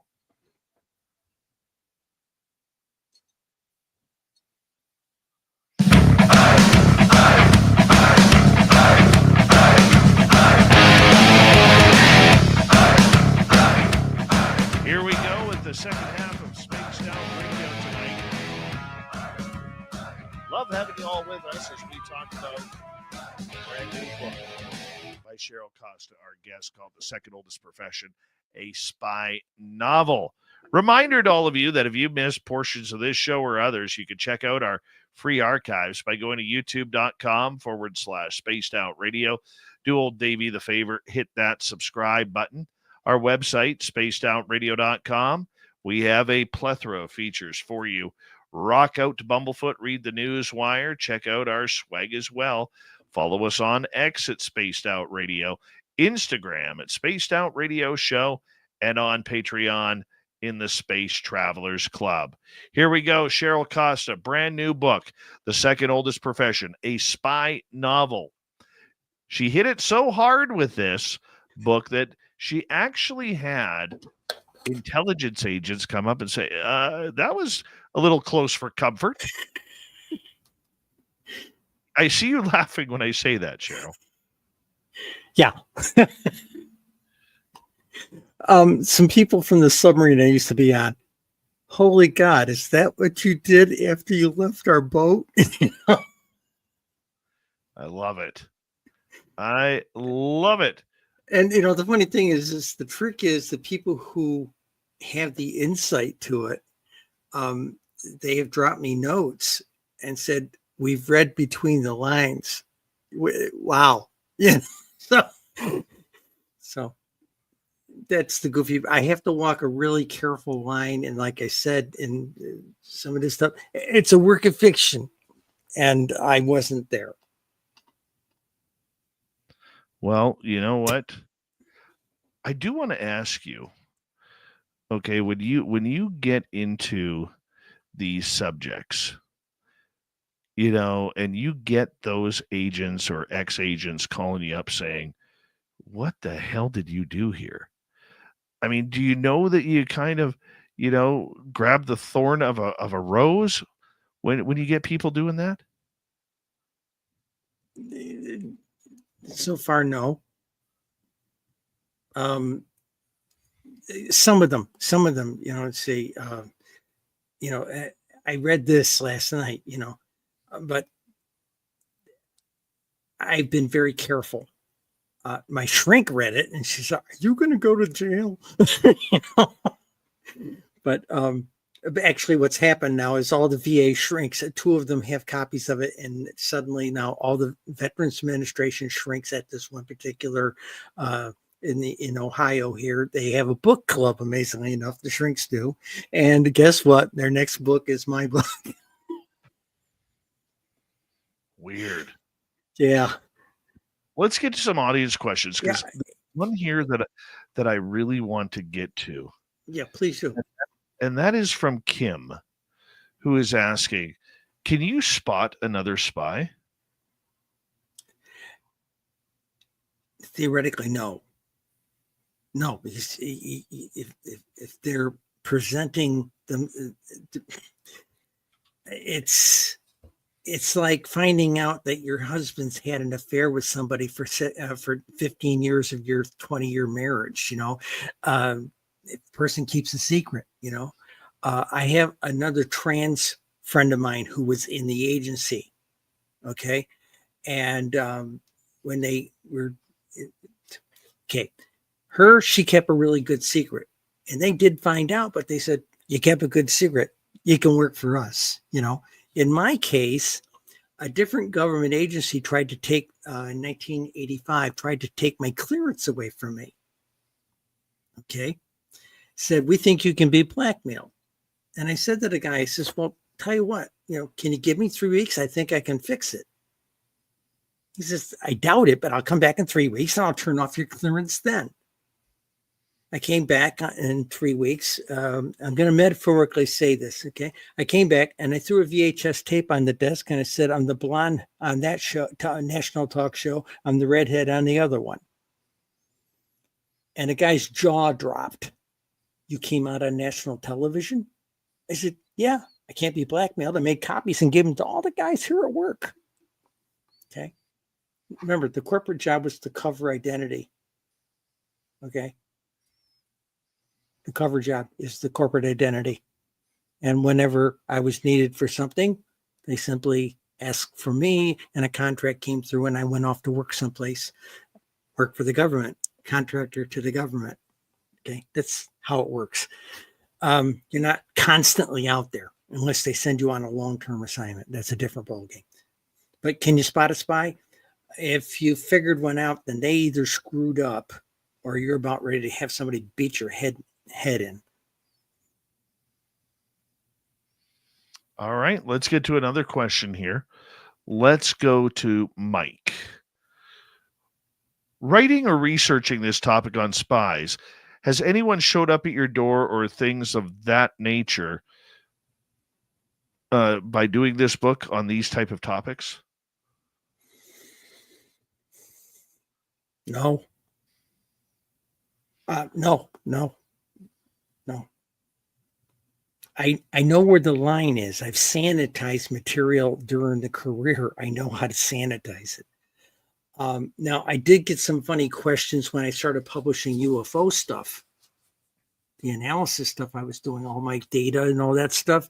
I did get some people showed up on my door about that because they were asking me, how the hell do you have this kind of information? And I said, I put the national databases together. I organized the data a certain way. That used to be my job, and I would square with them what my job was. And they say, oh, okay. You know where the line is. That was it. I've had actually more people in the UFO community lean on me so I'll say it. I told you they censored me on this one video, and I've heard they've censored me other places. It's fine. It's okay. They're only hurting themselves, or they are insiders in the UFO community that are working for somebody else. And that's what I suspect. Okay. Any other questions, please? Let's go to Kim.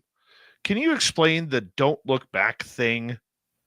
Hashtag cute but naive. Assume you're being followed when you're working mission. You're in another country. You're trying to present yourself like one of the natives. Okay. And you've been trained to do this. Okay. My Russian isn't as good as it used to be, but my Xenia, my wife, there were things when I wrote the book and I gave her the proof to it. And we take afternoon naps together. Okay. And she came in to me. She had been reading the manuscript before we published it. And she looked at me and says, how come I've never heard you speak Russian? When did you go to language school? And she had taken Russian in school. And she says, I wish I had known this earlier in our 20-year marriage. There's some things you just get, everybody keeps secrets. And the older you get, we've all got things we just don't talk about or can't talk about. I mean, okay, I descend from a family of bootleggers and rum runners, for God's sakes. Okay. Do I know how to make sour mash whiskey? Absolutely.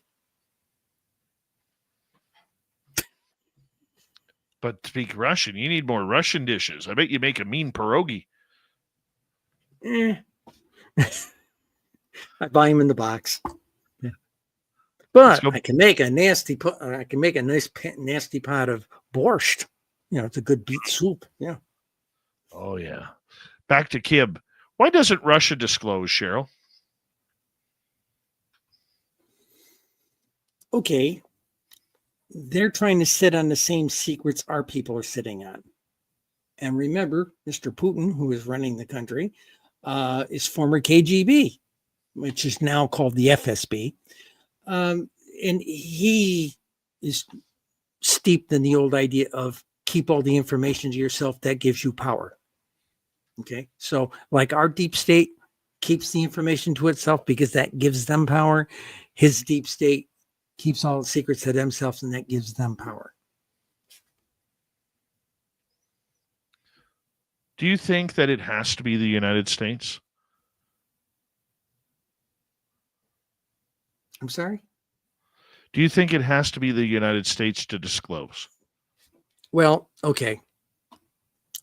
Through our foreign policy program since World War II, we rebuilt the world financially. We got everybody synced into or on the take from us. We've been giving foreign aid to everybody for 75, 80 years. Okay. The fix is in. We can control that information. You always hear these stories in the UFO community. Hey, they had this thing crash in Peru, and an American team came down and took it. Okay, we've heard those stories over the years. That's what the deal is. The fix is in. It's been in for 70 or 80 years. Do you even believe it? By the way, okay, I'm going to make this statement. If I die of anything but natural causes, you know that I screwed up. Okay, go ahead. Do you think disclosure is even possible? Yeah, I do. But I'm going to say it this way. You told me not to talk politics. Okay, so I got to walk a thin line here. But there are factions that have taken over in my country that don't tend to believe in certain things, or they believe in other things. Okay. So particular rhetoric that's going on here is a man can't become a woman can't become a man. Okay. Well, that doesn't take into account that 1.7% of babies born are have no definable genitalia. These are real medical facts. Okay. And the medical community, that's been their dirty little secret for years, that they would never talk about it. And before they had actually really good data, it was like 1 in 500, and then it became 1 in 200. And then people started to note the real statistics seem to be about 1.7 to 2% of human babies are born with undefinable genitalia. And what the medical community would do is take the parents aside and say, what do you want, a boy or girl? We'll fix it surgically. Okay. And that was the dirty little secret. Okay. Well, there's more when you start looking at transgender people. Okay. I had a boy body, but by the way, I got girls' brains. Okay. The software was different. Okay. So that's the deal. Okay. So that's where we get into problems with people with things like UFOs. Or people say that these things don't exist. Well, we got people down here in a particular faction in my country that are saying there's no such thing as these transsexuals. Okay, it's this. In fact, right now where this is going, if they get this Project 2025 thing going, If I write a book about transsexuality, I'm going to be labeled a pornographer and be convicted of being a sex offender. That's what they're trying to do. This is Germany 1935 kind of stuff. Okay. So, yeah, they can hide anything they want. And if they don't choose to say, we don't believe that such things exist, what are you going to say to them? Okay. We've got a faction here that wants to completely eradicate trans people. It only happen to be 4.3 million people in the United States. But, but they had to have somebody to pick on. So that's what they did. Other questions, please. I just wanted to know about disclosure. Disclosure. Okay, disclosure. They're hanging on to the secrets. They want to back engineer all this stuff. And if it isn't alien stuff, if it really isn't alien stuff, and there's, as well as I do, and there's like the thing came down and landed all those kids in Africa, that type of thing. We know there's been enough verifiable off-world stuff that has come here. Okay. The thing is, they don't want to own up to it because, point one, they don't want to own up to the fact that we're powerless to do anything about it. Okay. And they want to exploit the technology for their own gains. Okay. And if they've got technology, if they have really truly captured technology, then by golly, they're going to sit on it and exploit it for all it's worth. And the idea is they want to have the upper hand with some other country in the world or something like this. And I don't doubt that they are sitting on a ton of stuff. Do I know what it is? No, I don't. Okay. For all we know, I've heard stories that said we actually had teleporting capability back in the 40s. It was pretty crude. We're probably better now with all the microchips and all the stuff we've got, AI and things like this. But the funny thing is that that teleporting stuff that story's been talked around a bit, and it's been around a long, long time. And I know some people who have been in war games at the Army War College, and they're talking about a battle in 2044, and they're allowing the field commanders, lieutenants and captains, to teleport more troops into a particular zone. Hint. Okay. But does it have to be the United States? Does it have to be somebody from the Western world? Like if China or Russia or North Korea? I think it has to be somebody of the G7, I think, to do it. It has to be somebody that if Peru did it tomorrow, nobody pay any attention to it. Yeah, I think it has to be one of the G7 or G10 countries that's got a major economy and everybody looks up to, but they're not going to do it. So what you're saying is countries like Brazil, Azerbaijan, Beirut, Thailand, they have no open hell of being the disclosure country. They could be. The thing is, remember I said for 70 or 80 years, we bought them. Ever since World War II, we've done the foreign aid thing, and we basically lined their pockets, and we have bought their silence. Makes sense. All right, let's move on to another question. Let's go to Aloha Dave in Mexico, who is asking, Cheryl, do you speak Russian? Not as good as I used to, but yes, I do. Latchkey wants to know. My wife also found out that what I was swearing at in my dreams in bedroom was Russian. It comes out in the weirdest places. These days, since I've been writing the book, I've been using a lot of mixed language in my household. But go ahead. Sorry about this other one. Oh, no problem. Let's go to Latchkey. With a history including the Tuskegee experiment, JFK, Gulf of Tonkin, Iran-Contra, WMDs, etc., why should anyone trust the government to tell the truth about UFOs? Great question, by the way. You shouldn't. Don't trust them. The old saying, hi, I'm from the government. I'm here to help. Don't trust them. Oh my God, I just sounded like a radical, didn't I? Yeah. Well, they lie through their teeth. I lived in Washington, D.C. almost 30 years in a career down here. Trust me, they lie through their teeth. I agree with you that every government lies to their own agenda. I mean, and that's the truth of it all. But that's why I've been a proponent of saying that we're in a confirmation movement. They're going to confirm that they don't know what these are. They're not going to say they're from another world. They're not going to say they're from here. They're not going to say anything. They're just going to confirm that there is something strange going on, which is what I think we are in right now.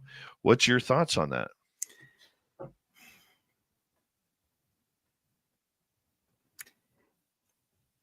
I don't have a good one. I don't have a good answer for you there.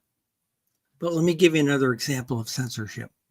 Sure. For 12 years, I lectured twice a year to about 500 students a pop. So that's 1,000 students a year for 12 years.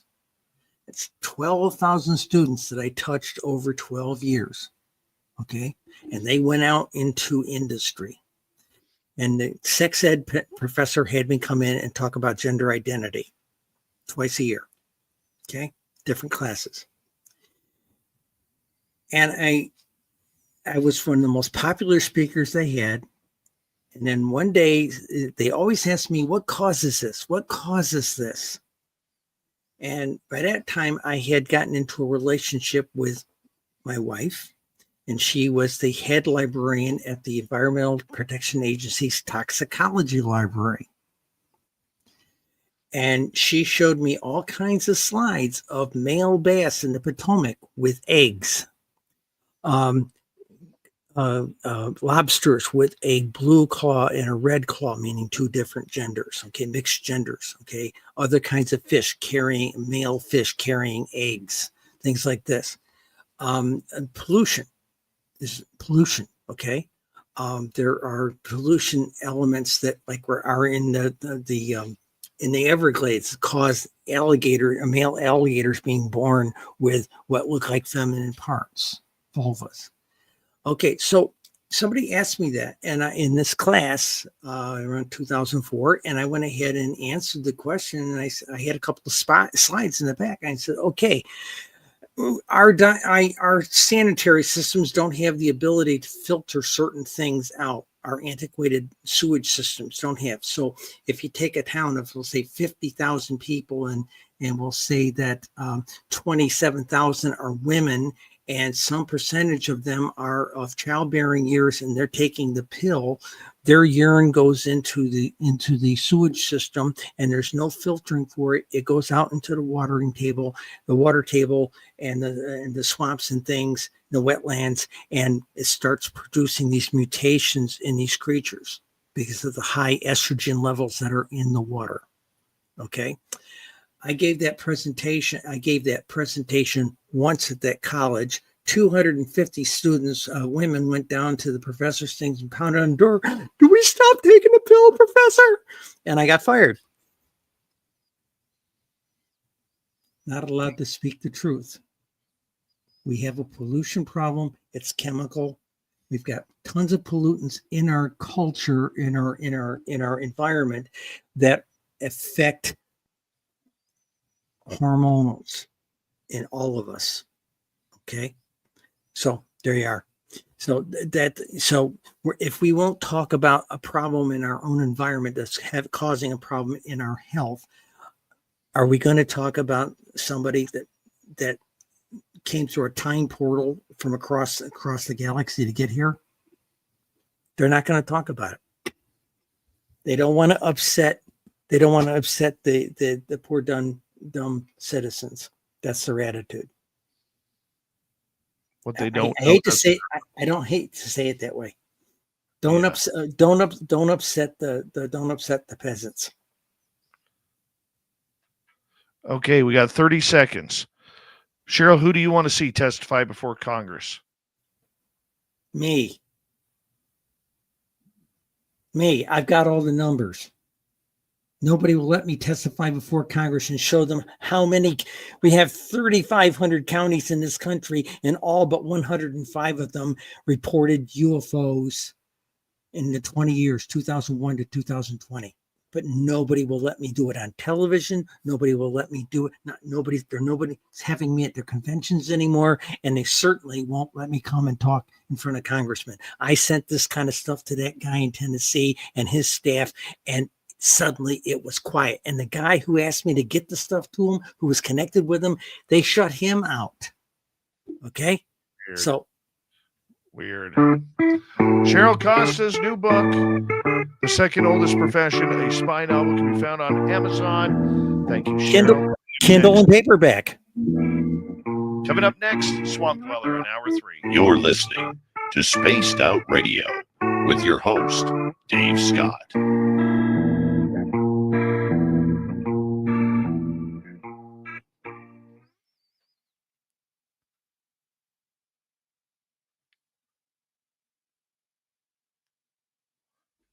Perfect show, Cheryl. Thank you. Okay. Thank you for having me. Hi to all your fans. Thanks for having me. Okay. Buy my book. You'll get a really good adventure. Oh, yes, definitely. Much love, my friend. You take care. That's we'll what talk done. soon. Take care. Bye-bye now. Bye. Cheryl Costa, everybody. I love her. Love her. We'll be right back.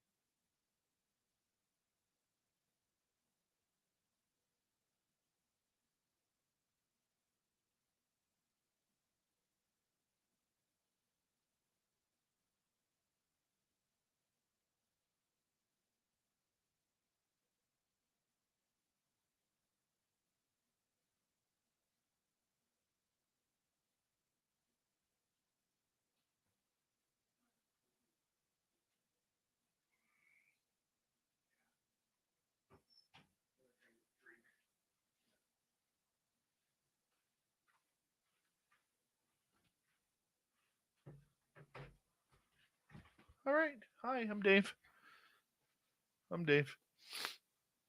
That's me. What do you guys think of the new swag? Excuse me. Isn't it pretty cool? We have some fun with that. Hi, Space. How you doing, man?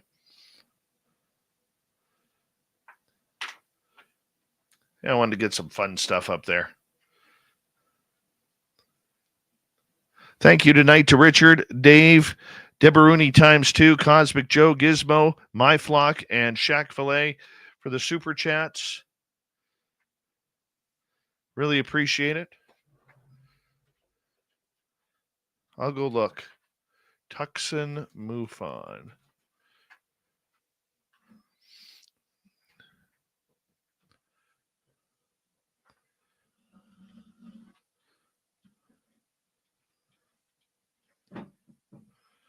All right, here we go. Here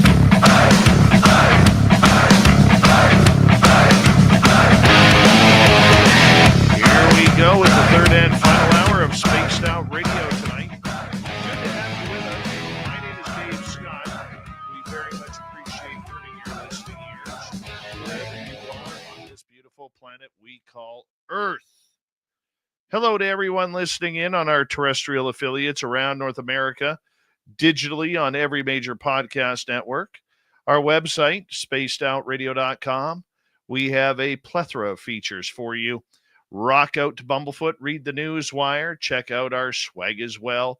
Follow us on X at Spaced Out Radio, Instagram at Spaced Out Radio Show, and on Patreon in the Space Travelers Club. The Desert Clam has set the password for tonight in the SOR Space Travelers Club. What do you got for us, Clam? Macropicide. There we go. I said it wrong twice. Macropicide is your password. Use it wisely, Space Travelers, as the Clam sets the password each and every night right here on Spaced Out Radio. Let's head to the swamp. Hello and welcome to Spaced Out Radio's Swamp. I'm Swamp Dweller, and tonight I'm going to take you on a mystic journey of the unknown, sharing tales of monsters, legends, and nightmares. Welcome to the Spaced Out Radio Swamp.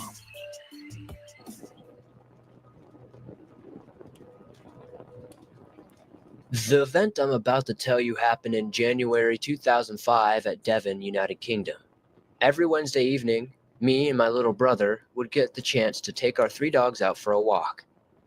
On this particular evening, we decided we would walk somewhere different, since we always did the same route. So after about an hour of walking through different fields and taking different turns, we came to some woods. We should have really turned around by then, since we didn't really know these woods at all, but for whatever reason, we decided to go on. It was about to get dark, but we didn't care. We felt safe having the dogs around, which is probably not so great in hindsight. About 20 minutes of walking through the woods, we became aware that one of the dogs was barking hysterically and acting in a very strange way. Not long after this, the other 2 began doing the same exact thing. My little brother and I became very frightened, as we had no idea what they were barking at. We had no idea how to calm them down. We didn't even know where they were. We soon noticed what they were barking at. My brother grabbed my arm and pointed out a huge beaming light in the sky. It was honestly like nothing I had ever seen in my entire life up until that point. It was extremely bright, very silent, and was moving at an incredibly slow pace. I knelt down, holding the dogs and my brother very tight. I felt I had to try and protect them with whatever I could, I guess. The fact that I was 18 meant nothing. It took around 10 minutes to fly out of sight, and when it did, I was honestly relieved. Up ahead, we could see the end of the woods. We walked very fast because by now it was very, very dark, which made the whole experience that more terrifying. Little did I know, it was about to get a whole lot worse. Once the dogs got to the opening of the woods, they started barking again. Since they were there before us, it took us a minute to see what they were barking at. Instantly, once the barking started, my brother clung on to me. We slowly approached the opening, to which there was a huge field. But there it was. The enormous object we had all seen overhead was at the very bottom of the vast field. We crouched down and just stared. We didn't dare speak. At this time, there were no lights, just a cold-looking object. It was pretty far away from us, so we didn't feel that threatened by it. But then all of a sudden, I noticed something was coming out of the craft, one by one. There were roughly 8 to maybe 10 beings. We were too far to see their faces, but they were quite clearly prodding the grasp of something. The dogs went silent, which was weird. They just sat watching what was going on. They seemed as intrigued as we were. I seriously could not believe what I was looking at. We sat watching them for roughly 10 minutes. That was until my brother persuaded me that we should start walking back. He was right, but although I was petrified, I just could not stop watching these beings. I kept thinking that I would probably never see anything like this in my entire life ever again. And I guess I was right, because I haven't. We eventually made it home. I could not even speak because I was so shocked. Our mom and dad surprisingly believed us, but not many other people did. I don't care because they didn't see what we did, and I'm grateful for it. Although I won't ever be going to that area again, I just know I will never forget this. Thank you to Swamp Dweller for another crazy, spooky story. If you want more just like that, head on over to YouTube, type in Swamp Dweller, and you'll get a bunch more for free. Thousands of free stories. And on that note, it's time for the UFO report. That is an interplanetary flying space saucer.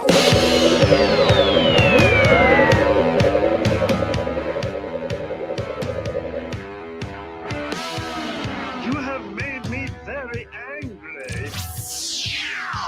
Very angry indeed. All right, little Timmy James is back for the UFO report. And, buddy, I got to tell you.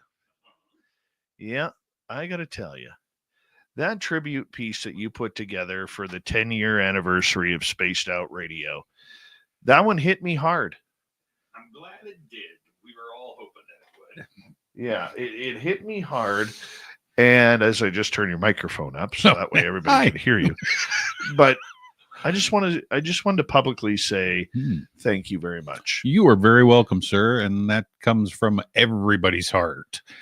Definitely. 10 years of SOR. And it to us, or to everybody that was involved, which was a lot of people. It was the least that we could do to show tribute.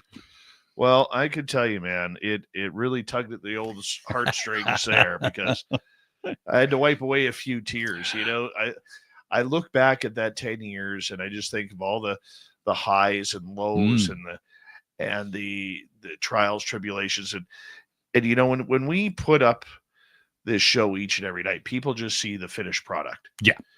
It's the hard work that goes in by a bunch of dedicated people, and you know, who all volunteer. Oh yeah. They all volunteer like yourself, and they come in and they work because they just love it. That's right. They love it. They love what we do. Our audience loves what we do. Our radio stations, thank God, love what we do. You know, and once again, I want to give a big shout out to our great radio stations out there who broadcast us every night and believe in what we're doing as a radio program for their nighttime audience. It's so much fun to be able to say that, you know, we're a syndicated radio station, radio show, you know, and it's so much fun. But here's to the next 10, man. Absolutely. Yeah, and you're not allowed to leave. Okay. All right. Yeah. I'll hang out. So tomorrow. Oh yeah. Big news tomorrow. Mm-hmm. What are you wearing for the alien invasion, Tim? Well, I'm just gonna sit out in the front yard. I haven't picked my wardrobe yet, but yeah, I'm tongue in cheek, and I know I'm making a little bit of fun of it, but yeah, I don't even know, man. It's all over the place, and apparently, well, we should ask our friends down under in Australia. So, has anything ended down there, or is there anything catastrophic starting down there, or anywhere? Yeah, I'm not sure. I'm not sure what the heck to make of that, where that came from, or what. I don't know what to make of it either. So for people who don't know, There you go. apparently the alien invasion is supposed to start tomorrow. So Mhm. between the psychics, the intuitives, those who have connection with the Galactic Federation, and those with deep information coming out from the United States government. Mhm. All right. There's apparently going to be aliens hovering around. Our literal Independence Day Yes. starts tomorrow. Yep. Okay. That's going to be a lot of war, a lot of death, a lot of horrible things that are going to happen. You should have got the notice in the mail, and your parents should have signed the permission slips for you to attend. I don't know. Yeah. So my advice to you is, if you have pointy sticks, get them ready, get them sharpened, because when them aliens start to take us down, okay, if you're not wearing enough tinfoil, they're not going to be able to transmute you. That's right. Okay, so make sure you wrap yourself up, and not aluminum foil. Go get the real tin foil, because if you use aluminum foil, you're screwed. Yep. Absolutely. Absolutely. Need the real stuff. Yeah, I read that today, and it started off as, one of those little pieces that's off in the corner, and then the ball got rolling on it, and the sky is falling officially. And and those are the things. And I mean, I'm not going to poke fun at people that may believe this, and I mean, that's totally cool, but to me, this is the stuff that derails, I think, the whole concept. I can't prove that it's not going to happen, and I can't prove that it's going to happen, but it just, I don't know. It just kind of makes everything go and for me, just veers to the right. And it's like, what the heck? And where did this come from? And who's buying it? Right. That's my opinion. Well, I mean, the big thing that I don't like, and I'm gonna sit here with you on this one, and you and I are gonna stand tall on this. Okay. You're taller than me, so a little bit. Yeah. But I just want to say this. We have worked so hard in ufology to bring credibility to this subject. Right. Whether you're a woo person or whether you are a nuts and bolts type person, whether you're a disclosure person, a UFO person, a UAP person, a confirmation person, an experiencer, whatever it may be. You're pro Elizondo, you're anti Elizondo, you're pro Greer, you're anti Greer, whoever it is. Yep. Indirectly, we've all been working to bring credibility to this subject. And when you get the mind-blowing stupidity of topics like this, where there's no proof outside a bunch of hazy rumors that have little clout, that's where the mainstream public absolutely paints us back in the corner and says, see, you guys are a bunch of wingnuts. Yeah. You are a bunch of, no dental plan, minimum wage working, gas station jockeys who believe everything is a conspiracy. Right. And we've worked hard over the last number of years, the last decade, especially, to try and rid ourselves of that stigma. For sure. We see high quality educated scientists taking this subject very seriously. We see a lot of brilliant people coming out, even citizen researchers coming out doing incredible work. Absolutely. Yeah. And then we have these people who continually put our foot, the UFO foot, in our mouths again. Yeah. Where the mainstream public, who were just starting to win over. Yeah. And then we got to go, like Doug from the movie Up and see a squirrel and we take off on a different tangent. And all of a sudden it's over again. Yeah. Yeah. Now we got to start from scratch again and rebuild everything. Yeah. Agreed. Now, I might be making a mountain out of a molehill here a little bit, and I will admit that. But it is a little ridiculous when you work and strive to make things credible. Sure. And then you have a bunch there that get a bunch of press to literally ruin the moment, shall we speak, or kick the moment back. It's it's the old concept of taking 2 steps forward, 3 steps back. Yeah, for sure. And it's stupidity like this that we get back. Now, hey, if I'm wrong and tomorrow the aliens show up and they start using their pew pew guns to toast us from lasers. Yeah. All right. I mean, then so be it. Yeah. Yeah. All right. Egg on our face. But I'm pretty sure whether or not you trust the government, okay, I'm pretty positive that if there was a fleet of UFOs coming towards Earth, even if you don't trust the American government or the Canadian government or the government from Pakistan or wherever, okay, there is going to be a government out there who is staring up, their astronomers are staring up at the stars. Of course. And they are going to say, we got an issue here. Yeah. This is happening. Yep. And when one starts, they're all going to start. And we don't have that right now. No, definitely not. So, and apparently I'm a hypocrite, according to Lee. Oh. Hey, Lee's in the house. Big how do you know when Lee's in the house? How do you know when Lee's in our chat room? He gets insultive. Yeah, exactly. Right. No, you know what? I think the thing is that I respect, and I think that's the whole thing with all of us, and we've discussed this numerous times.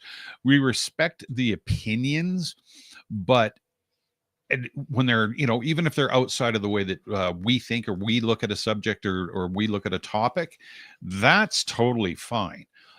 But when you go way off, like you've described, somebody's going to know this is happening. But when you do that massive right turn and make a statement or make a something, whatever you want to call it, and it's to a level of being ridiculously silly, then I don't really respect the opinion, and I fall into that fact where I agree with you.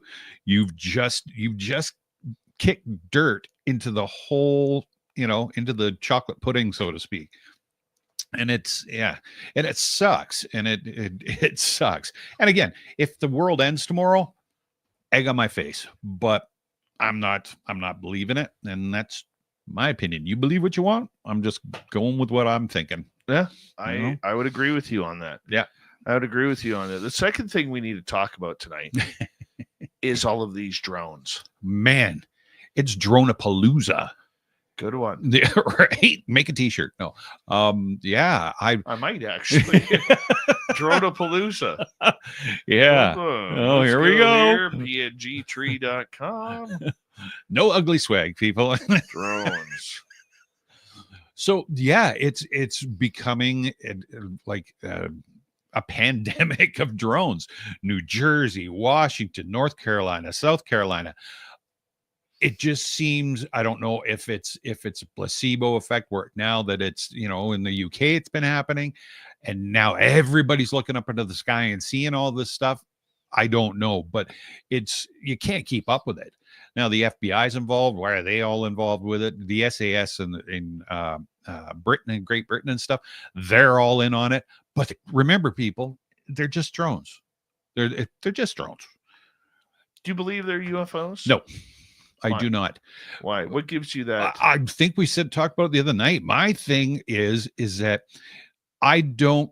If I'm coming in to secretly, play hide and seek or whatever, whatever the case may be, if I'm coming in to spy, I'm not wearing bright orange and flashing lights, right? I'm coming in and blending in and being as stealthy as possible.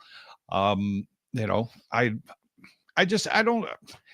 buying that I'm thinking that they're something man-made. I don't necessarily believe that they're UFOs. And like I say, and if people are saying, well, Russia, China, again, I don't come into something stealthy wearing neon green or orange and say, hey, look, I'm here.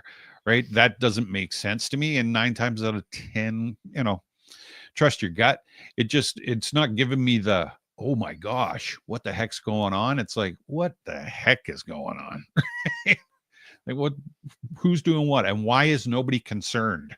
Why are, it's nothing. It's nothing. There's thousands of them. It's nothing. If we've learned anything from the war between Russia and Ukraine, Mhm. is that drone warfare is the future Oh, yeah. of battle. No question. Okay. And I'm not taking sides on that. Mm-mm. I think people knowing that I'm Ukrainian is good enough, and I don't need to go any further than that. But I will say this. Any of the drones either side is using do not have lights on them. Well, no. Why? Because you know what happens if you fly a drone at night with lights in a war zone? It gets shot down. Yeah, okay, exactly. It gets shot down. And if these are drones from from any type of United States adversary, right? Okay, Russia, China, North Korea, Iran, Syria, whoever their friends are this week. Sure. Okay. They're not going to put lights on them. I cannot see it. Okay. They're not. Yeah. That is one of the most obvious things right there. Yeah. Number two, now this is in Dave's world. Okay. This is my opinion on things. Number two, if they're UFOs, they're not going to leave the area at approximately 40 miles an hour or less. No. Yeah, no, I don't think when so. When UFOs decide to leave, see you. They leave. Yeah. They're there, then they're not. Yeah, for sure. Okay, whether it's the old Mach 5 exit, the Mach 8 exit, the Mach 10 exit, that has no sound, no nothing. Yeah. So I don't believe they're aliens. No. So to me, it comes down to two things and one observation. Okay. Number one, I believe that this is some sort of kids, pranksters, whatever. Okay. Trying to move, because drones are popular right now. Sure, of course. With the public. Trying to maybe say, hey, let's create a UFO sighting. Okay. Okay. And they are testing them out from parks, maybe flying close to bases, whatever it may be, which would then involve the police. Yes. Okay. But we haven't seen or heard of that yet. No. Whether or not it's been reported on, we don't know. No. Or more likely is, I believe, this is what I truly believe, is that it is the U.S. military testing it in their own areas. Because with this advancement, the last couple of years of drone warfare between Russia and Ukraine, they need to be concerned about people dropping dirty bombs or whatever from some of these independent drones. Yeah. Whether they're the size of a baseball cap or whether they're the size of an automobile. Right. They need to be able to detect these. What does their sensors say? What does their radar say? Yeah, exactly. What about their weapons that they have that are energy pulse weapons that can take these things down? If they were adversarial, right, why haven't any of them been taken down by the direct energy weapons? Exactly. Which they have. Oh, they haven't. Nope. And that is something that needs to be addressed. However, when we come back from the break, there's another side of the story This that we need to discuss. And that is the Spaced Out Radio. This is Spaced Out Radio, and your host, Dave Scott.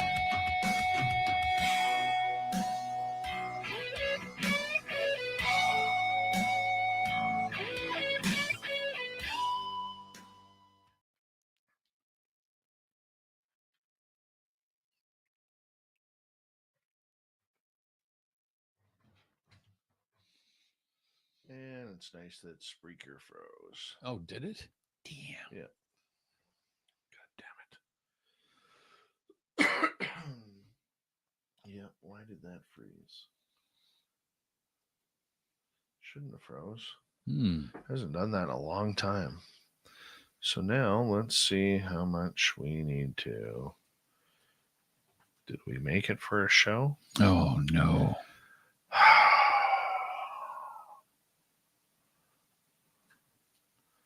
We'll find out here momentarily how much we actually got. Oh, cross our fingers. It's okay if I do this, Lee. You're okay with that? I'm not a hypocrite for doing this, am I? Juliana, how are you? PRM, how you doing? It's like I care. Yeah, right? All right. How much?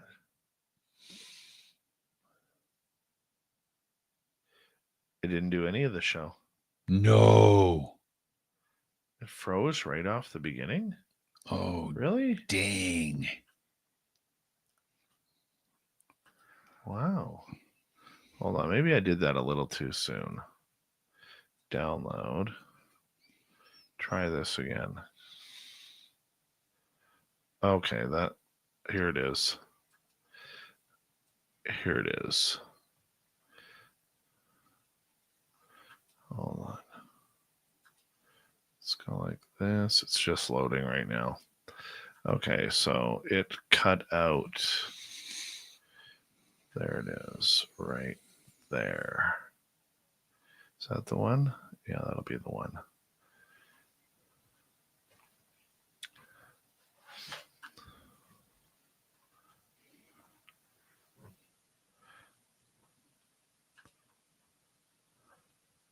Debaruni, thank you for the hat trick. Dave Scott is so hot right now. It's so hot. How much did we get here? So where did we get up to? It comes out, and we hate to say it that way. Yeah. Don't upset the don't upset. Swamp Dweller in hour 3. You're listening to Spaced Out Radio with your host, Dave Scott.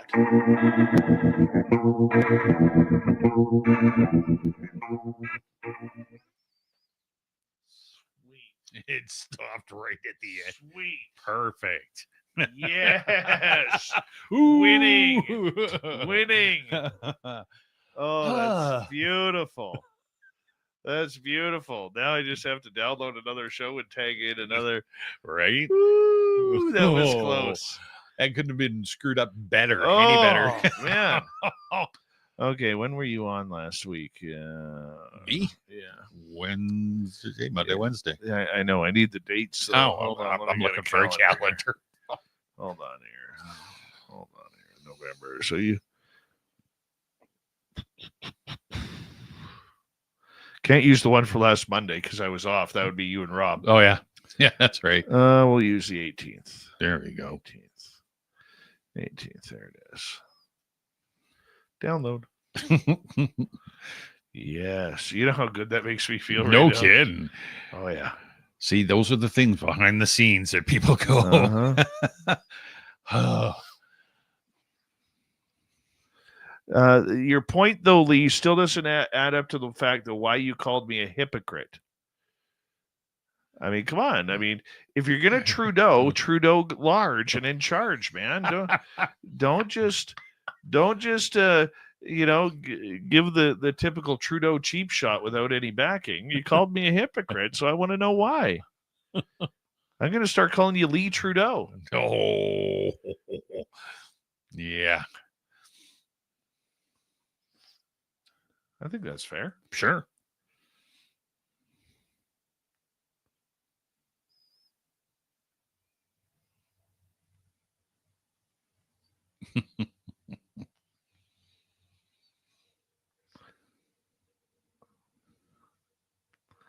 Welcome to the show, Lee. Called me the hypocrite. Let's see if I can find it, so we'll post it up for everybody to see. Oh, perfect. Yeah. Because I'm nice that way. Yeah. Where did he put it here? Unless he erased the comment. It's a race to find it.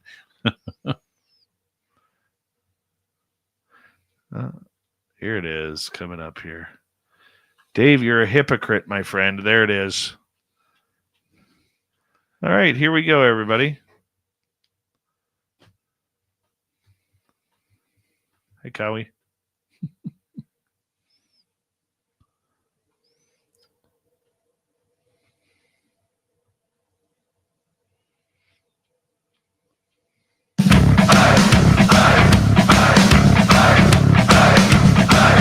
Final half hour of Spaced Out Radio tonight. Is it drones or is it aliens? UFO Report continues right after this with Tim James. My name is Dave Scott. We appreciate you tuning us in wherever you are on this beautiful planet we call Earth. Hello to everyone listening in on our terrestrial affiliates. We appreciate you. You know what? We have no radio right now because our radio... Oh, So yeah, I right. realized I didn't even have to do that. No, you're good. Oh, man. Yeah. Oh, hey, Tim. Hey, Dave, what's happened, buddy? Why all of a sudden have I forgotten how to wave? It's like that. There we go. There you Got it. Got it. See the So wire? for people who don't understand, let's Yeah. the wave thing. Yeah, okay? yeah. Since we're not on the radio, No, so we have can some play fun. now. We can play a little bit now. The wave thing, I decided I do stupid things every now and again that don't make sense. I do. You know, but for some reason I just find them humorous. Mhm. So probably about 6-7 months ago, I decided that, you know, now that I'm 51, it was after my 51st birthday, Mhm. that, you know, Freedom 55 is right around the corner, which Lord knows in Canada, you won't have freedom at 55. You're looking at it. Yeah. Thanks, dear leader. We appreciate you. Exactly. Okay. But I decided, you know what? I'm going to start practicing my old man wave. Because my grandfather and everybody from that generation, when they became elderly, they all wave the same way. Yep. They just kind of crook their arm. They give you the finger spread. Yep. You know, and the fingers are all kind of just around. And then they point at you with usually 1, 2, or 3 fingers, or That's 2 right. fingers in your thumb. And then they go back to the wave. Yeah. So I decided to start doing that. And now I do it to everybody. Speedy Romans, how you doing? My hunting trip did go well. Thank you. So I just decided that I would start doing it. And Tim just kind of caught on and he Yeah. got it. And he decided to start waving back. And that's what we do. Yeah. I'll be at home and I'll be watching the show on my night off, and Dave will do, and I'll go like that at the TV. It's like, what the? I do. I know. It's like, what are we doing? Dude, the other day I did it when you were on the phone. Okay. Couldn't even see me when you were on the phone. Today, true story. Today, I actually sent Tim a video of me waving at him. He did. So I sent one back. Then the wives got into it. Yeah. I was like, hey, what was with that? hey, that's ours. Like, you can't just all of a sudden just Jump in. steal our stuff, That's right. steal our machismo, steal our misogyny and waving. Our dude stuff. Yeah. Because, you know, I'm a hypocrite. That's right. Right, Lee? Joseph Richardson, how you doing? The The lovely Juliana McGill. By the way, yeah. let's confirm with our audience. You will be in Vegas with us. Yeah. May 1st to 4th. You betcha. You're joining the Merle and Dave party. I am so. Yeah. Yeah. Yeah. Tim Mothman and his goatee both will be there. Sweet. He does charge $5 a tug on his beard, Hmm. on his goatee. Hmm. Yeah. Or a drink, one of the two. Yeah. You buy him a drink, you get a free tug. Well, if Rob's good. Oh, really? Yeah. But Right? Right, Tim? Right, Tim. Tim Mothman, you can confirm that in the audience. All right, let's get back to the UFO report here. Oh, is that what we're doing? We're doing the UFO. Okay. The UFO report. Remember, I just want to say this Yeah. about our get together in Vegas. Mm. We're not doing a fan party. This is an unofficial SOR event. Okay, there's no fan party. There's no radio show. Okay, nothing like that. But whoever wants to come, can come. If you want to come hang out with us, you'll know where we'll be. All right. Tim Mothman has confirmed drinks work too. Okay. Right on. Yes. So if you want to join us, you can. If you don't, you don't. It's not a big deal if you don't. It's not a big deal. Mm. And it's great if you do. Yeah, absolutely. You know, we'd love to have you, but if you don't show, you're missing out on some fun times. May 1st to 4th.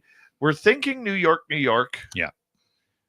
All right. That's where we're thinking that we're going to stay. So Dead center of everything. Right? once we kind of get a bead on people who are coming, because we'll make a list somewhere. Yeah. Once we get a bead on who's coming, then we'll start planning like some hangout sessions and some party nights and all that kind of stuff. Yeah, for sure. The only thing I don't like about New York, New York, they don't have a poker room.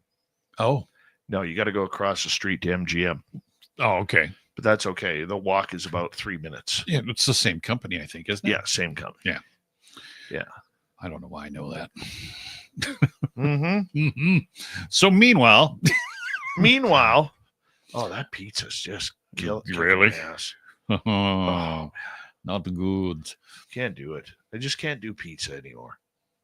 Maybe it's just because it's shitty pizza. Oh, did you do the 2 for 1? Yeah. Yeah. Yeah. Soak up the grease before. Oh, man. You have to wash your face like 5 times after you eat that pizza. Yeah. In your hands. We don't have a good pizza place here. No, we don't. No, we don't. Here's one I haven't tried, and that's the one up in Lacklahash. I haven't tried there yet at Red Crow, but anyway, just not doing it. Nope. This is our UFO report. Yeah. Okay. So we were talking about the drone thing. Yes. Okay. We have to, I may sound like a broken record here. Okay. Okay. And I know I'm hypocritical, according to Lee. All right.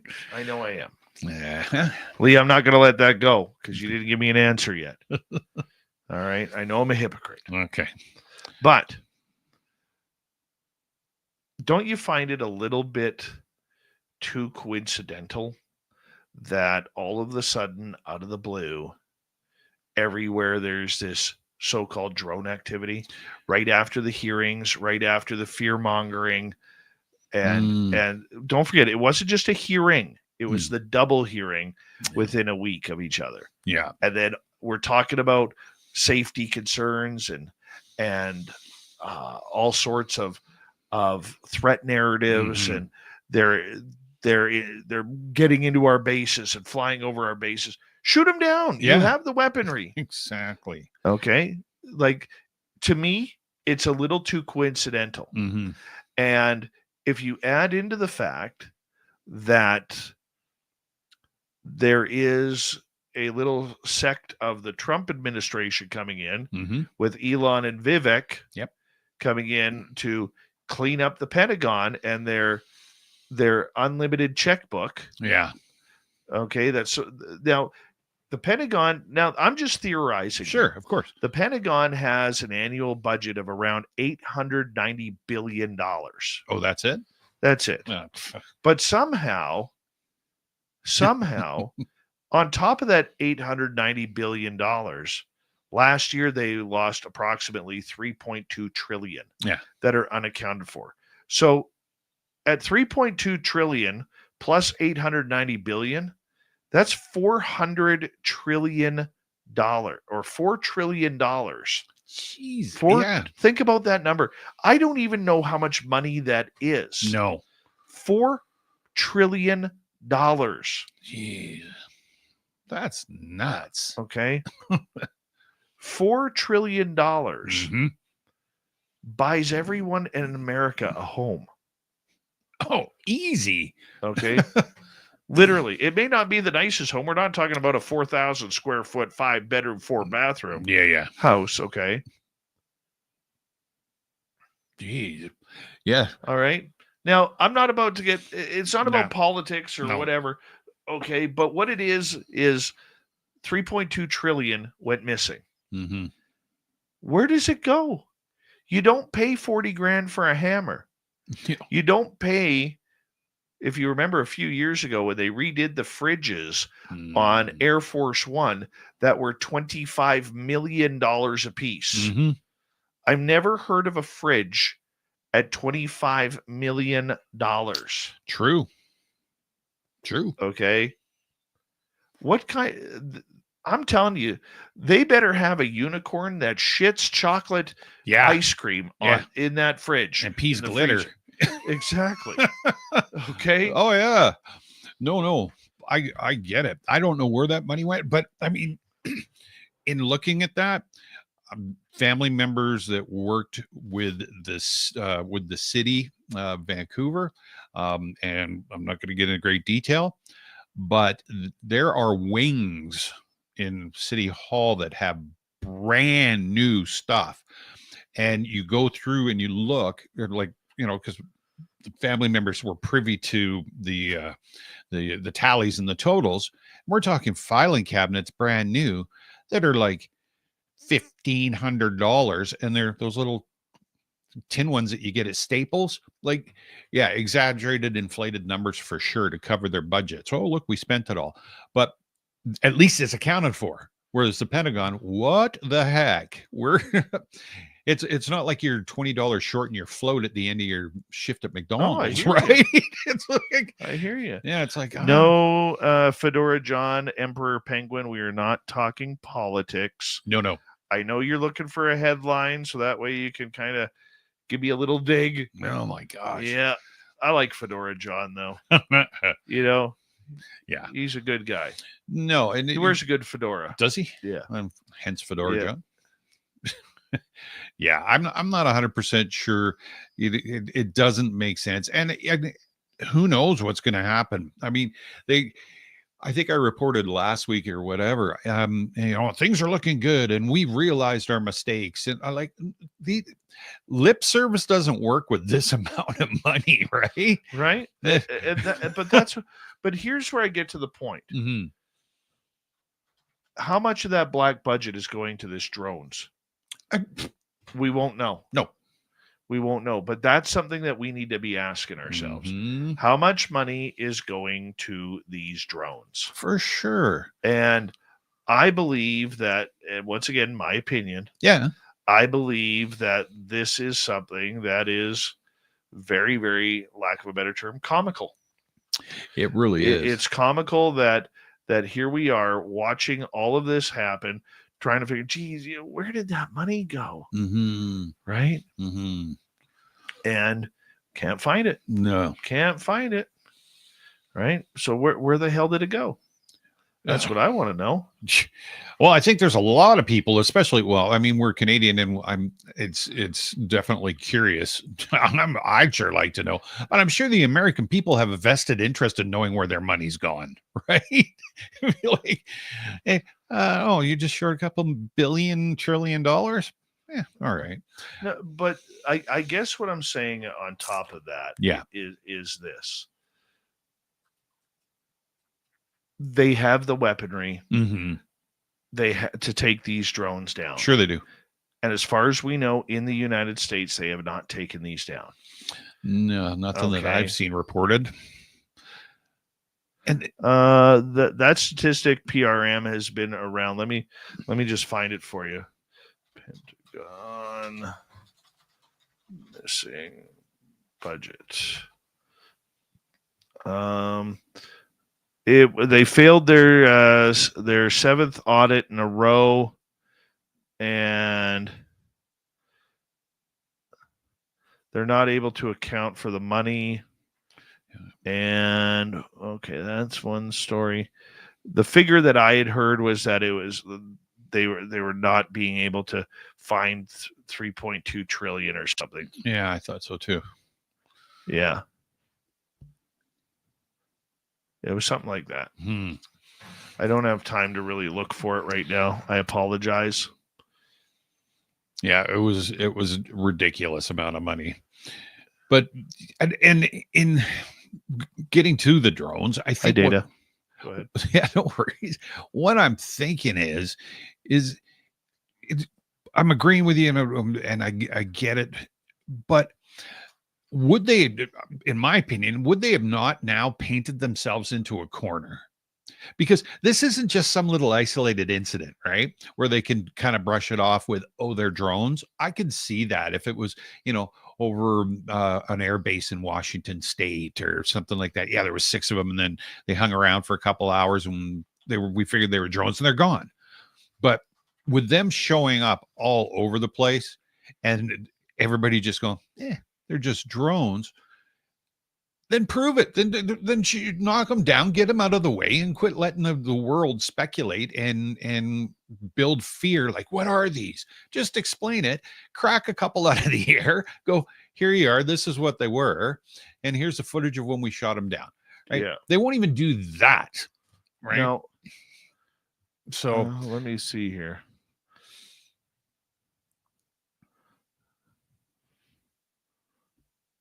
In 2019, the according to Yahoo Finance, the Department of Defense made $35 trillion in accounting adjustments. that was unaccounted for. Holy. Yeah, that was a lead up over the years. Right. Forgot to carry the 4. Yeah. Where's the decimal point go? Exactly. Right? Oh, that's how you reconcile books. Oh. Yeah. Yeah. You know, if we did that, I'd be out of a we'd job. be in jail. Mm-hmm.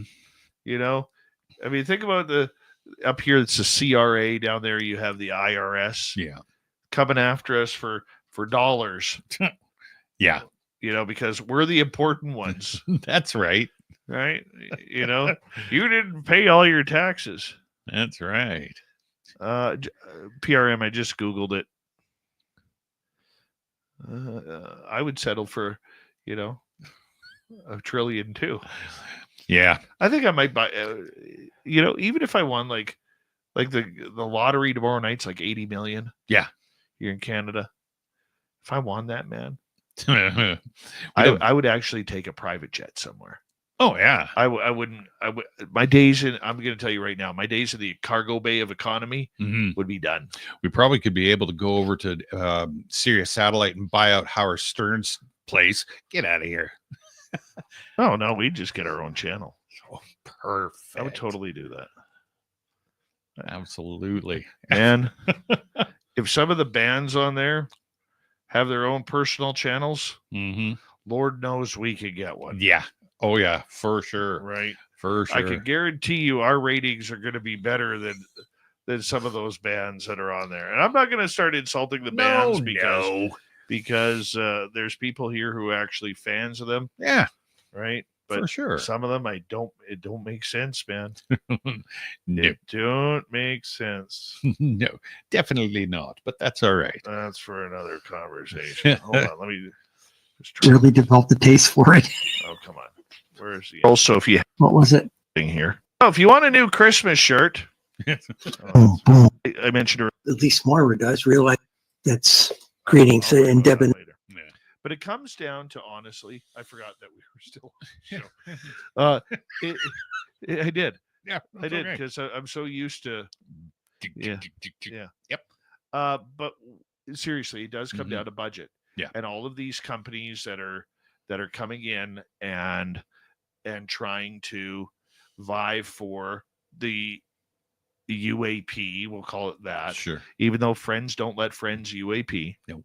The technology that comes along with it. Mm-hmm. Oh yeah. Okay. And they want that. That's the next what do they call it? Revolution. Yeah. We've had the computer revolution this century, or the social media revolution. Yeah. This is the next potentially the next revolution, UFO or /UAP technology. Yeah. And there's a lot of people out there that would pay big money to capitalize on that. Oh, hell yeah, there is. Absolutely there is. And then it almost reminds me of those what type of superpower would you want? And you would never use it for good. You just use it for evil. Right? Well, of course we would. It's Canadian way. Yeah, but it goes to the highest bidder, and what you do with it, I'm sure isn't for the betterment of humanity or mankind, whatever you want to call it. Should we do a UFO Invasion Day t-shirt? Oh, I survived? No. Well, we all survived. Yeah. What time is it down under right now? It's I tomorrow. don't know. Aussie Ange, you're out there. Could you give us an update on whether or not the UFO invasion has begun? This is very important to our Australian listeners. Can you please confirm whether or not the UFO invasion, not Asian, UFO Asians are coming to get us, right? But the UFO invasion has begun. All right. We know you're listening and you're working. There she is. Yeah. I think this might be So nice. I really developed the tape. Right there. See, that's what I was waiting for right there. And I clicked. Cut that. It's 6:55 p.m. No invasion to report. Oh. All right. See, I think we call this one bullshit. I think we do. Yes. You didn't mean hippie, Chickley. You meant hypocrite. I'm a hypocrite. You called me that, and I'm not going to let it down. Gonna never let you go, Lee. Oh my goodness. All right. Never let you go. But it does come down to budget. Yeah. It comes down to budget. It comes down to the threat narrative. Yeah.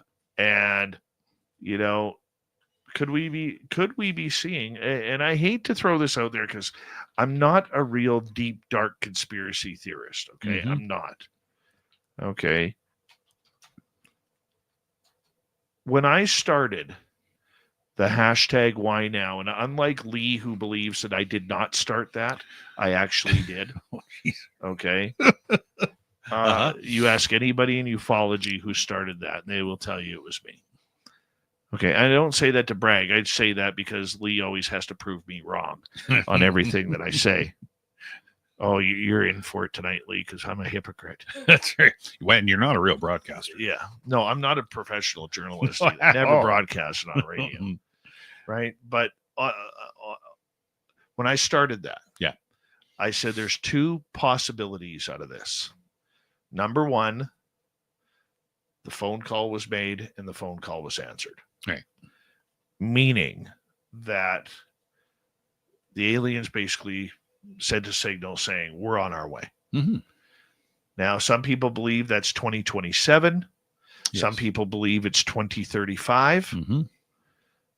Okay. Or the other part of that was that maybe we're in for a false flag. Yes. Okay. Because a false flag starts a lot of crap. Mm-hmm. Okay. Like Cheryl Costa was talking about how she served in the Vietnam War. Yes. Okay. And we look at that and we think, okay, how did Vietnam start? A false flag event in the Gulf of Tonkin. Yes. That an American ship was hit by missiles or something along those lines. I will look it up. Yeah. I apologize. I am not up on my American history on that. Yes. Jeff Steve Garvey, he'll hit a home run for you. He will. He will. Eva, Terry, good to see you all. And so my thought on that was about what if this is a false flag? Mm-hmm. I don't know the purpose of it. I don't want to speculate. No. But I will speculate that this could potentially be a false flag for something that we don't know. Sure. Fair enough. And I wonder about that. I do. Maybe I shouldn't, but I do. Yeah. Interesting. Could that be even possible? I really don't know. And if so, what are the possibilities for? Is it for more defense spending? Because let's remember, with Elon and Vivek coming in, they want to cut the defense budget. Yeah, they do. And get rid of a lot of the dead weight. And when you have Elon sitting there saying, what do we need 285 generals for? Yeah. Okay. Okay.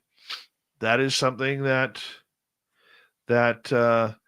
they've never had that pressure for a long time, if ever, in the United States military, where they're actually being questioned about their money. Yeah. And in order to save money or keep that money, you need a threat. Yeah. True. Yeah. Show you need it. Absolutely. That's Stephen Finnegan, how you doing? That's a good point. I mean, it's just like anything, like you say, in any business, and if you've got a budget, if you show them that you need the money and you've spent the money, and yeah, makes sense. I mean, that's just a possibility. I'm just throwing out stuff. Sure, no, of course. Once again, no proof. No proof, no insider information, no sources, no trust me bros. No. We're just having conversation here. If you're in our chat room, what do you think about that? Let us know. Mm-hmm. Let us know. And quite honestly, I mean, everything that I've been reading and researching and perusing is, there seems not to be teams. I don't mean to arguments one against the other, but there's different teams with trains of thought, and there's obviously a group, or there's people that think of the way that you and I are thinking about it. There's other people that are out there thinking that this is UFOs coming down to intervene because things are getting hostile or more hostile over in Europe and whatever. And it's just interesting, the perspectives on it, but it's you go from one flavor to another flavor to another flavor, and they're all plausible, don't get me wrong. And that's the kind of the interesting part about all of this is, I mean, I know what I believe, and I don't disrespect anybody else for believing what they believe. It's just super interesting, the train of thought and the way that people have put different spins on it. And it's kind of neat to experience that and talk with people, or even read what people have written and go, hey, yeah, that's a good point. And this false flag thing, again, a good point, right? And it's good discussion. It's good banter. And it's I love it. I think it's good. I like this. Gives it a different flavor, like I say. By the way, the show's technically over. Is it? Okay, gotta go back. It's 12:02. Gotta go 12:02. Yeah. I've been editing. I just saved 15 minutes on editing right now. Nice. Oh, yeah. Nice. Oh, yeah. So. Yeah. Okay, so it's over. All right. Everybody relax. Yeah, it's over, everybody. Lee, you're late for work. You hypocrite. You're supposed to be working, but you're not. That's hypocrisy 102 right there. Yeah, exactly. 102. Oh, my goodness. Man. By the way. Yes, sir. I'm very proud of the new swag we added. I think it looks sweet. Yeah. Looks very good. If we didn't have a mail strike. Oh, geez. Yeah. You might get a couple presents. You know how to avoid, if you're ordering from the big A, from Amazon, you know how to avoid, because we all have post office boxes up here. If you want to get it, send to my work. No, just don't put your post office box on it, and FedEx delivers it right to your house. Really? Yeah. I never knew that. Yeah. Don't tell anybody. Are you serious? Dead serious. Yeah, because I deal with Pure Later all the time. And I just said to him, I was like, you guys must be getting busy. And he goes, yeah, with the Amazon packages. He says, you got a post office box? I said, yeah. He goes, don't put the post office box in when you order from Amazon. And they can't, so they ship it through FedEx instead of through Canada Post. I was like, ding dong. I'm surprised we don't have an Amazon truck around here. No kidding. Like, there are people out here. Not many, but there are. Sure, we have more deer. Oh, by the way, I saw Truck versus Deer. I just came to the aftermath of Truck versus Deer the other day. And Mr. Mountie was he was waiting for traffic to leave so he could do the deed. Yeah. Poor thing. Yeah, no doubt. I almost nailed a buck up by the airport coming home tonight. No. Yeah. I'm cruising along, blah, blah, blah, and it dark, and I just coming up and right up by the resort there, and all I see, Good night, Mama Catherine. See you, Catherine. All I see is him, and then his rear quarter still out in my lane, and I was in the path. I was like, oh. How many points? I didn't see. All I saw was the rack, and all I saw was the rump was what I was focused on. I was like, oh my God. I had earlier this year, a couple months ago, I was going home from work. It was a rainy night. I think it was like September, early October. 4-pointer. you know when you're going up the hill from the GM store. You Yep. start your climb into the Yep. 101. Yep. There is, you know how it's 3 lanes? Mm-hmm. Okay. Yes. So we have semi-truck coming down the hill, yeah. down the hill in the single lane, Yeah. 4-pointer in the fast lane, Oh no. and us like a row of traffic trying to get around him in the slow lane. Oh Jesus. He was stuck. Yeah. And And that's the worst place to be, man, because he's gonna panic. Yep. And he's gonna get smoked. Yep. Absolutely. No. Yeah. And it's like it's always in the pitch dark, in the rain, like, you know, you never see them. Well, I shouldn't say that. You do see them in the spring and stuff. They're on this, they're coming out, but they're always in the middle of the road. Bastards. I don't know. It's like, Jesus. Bastards. Remember when the wife hit one Oh. right in front of the house? No. She's like, I think I hit her. She goes, I hit a deer. I don't think I did any damage to the truck. I go, and there's arrow in the grill. I'm like, yeah. Yep. That deer hair never comes out. No. That deer hair is there forever. Mm-hmm. Doesn't matter if you get the vehicle fixed, that deer hair is forever. By the way, I just got to find it here for a second. Uh-oh. What do we find? Yeah. Sometimes I can be a little bit of a jerk. What? No, it's true. Oh, okay. I've It's never true. seen that. And sometimes I actually will troll our local pages. Oh, yeah. Yeah. Like on the FB. Yeah, on Facebook. Hmm. I'm just trying to find it here. I hate it when you do something, you get the responses and it doesn't show up. Oh, okay. All right. Where was it? It was maybe she took down the post.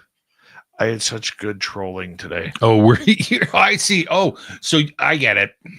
Maybe it was I think it was this. So you were just lurking around being a dick? Yeah.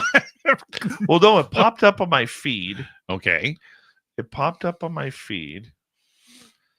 Oh, they must have removed it. Oh, okay. So this lady, we have a thing up here called the 604s. Oh, gosh. So what the 604s are is 604 is an area code in British Columbia, which is the greater Vancouver area. Correct. And most of us who live up here are 604 transplants. Yes. Because the area code up here is 250. Yeah. And you can tell when somebody from the 604 moves up here because people from what we call the lower mainland have a real attitude. Yeah. A real attitude. And so on this lady goes full on Karen. Uh-oh. No offense to anybody named Karen. No. Okay.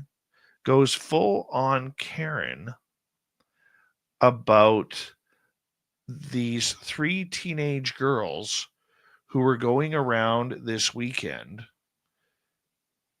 Christmas caroling. You've got to be kidding me. And they were filming themselves and the people. So they had their cameras up while they were Christmas caroling. This lady said, do not allow them on your property. What? Oh, yeah. Okay. I'm not even making this up. This guy, Not even making this up. Really? Yep. Huh. Now, I think the post has been taken down I would hope. because I am not seeing any of my responses because I was getting a lot of people responding to it. Yeah, I'll bet. Right? Because I said, like heaven forbid somebody goes Christmas caroling and immediately they're casing your house. And I put on there, this isn't Richmond or Surrey. Yeah. Okay. People who case your houses in our area, they're not smart if they do. No. You know why? the majority of people in our area That's all right. have pointy sticks That's it. and are praying for any excuse to use them. And you know who's living beside you across the street and whatever. Absolutely. And everybody knows that Jim and Joe went on holidays. Carolyn, yeah, everybody knows what's going on. Yep. I mean, you could tell this is somebody who buys a holiday tree. Oh, Okay. right. This is the kind of a person this person is. They buy a holiday tree, Mm-hmm. right? Yeah. These are the type of people. This is the type of lady who literally will, Oh, God. absolutely bitch and moan because somebody, heaven forbid, wished her a Merry Christmas. Mm-hmm. Yeah. That's the type of people we're dealing with here. Saturday afternoon, and somebody's out cutting firewood up, and they will put up on the old Facebook. Yeah, is there any way to stop your neighbors from making noise? This is ridiculous. And this is what we do up here. We need firewood for our stoves. And yeah, it's so funny. And I even said that when obviously we're both transplants from down on the coast, so to speak. And I moved up here because I didn't want to be down there.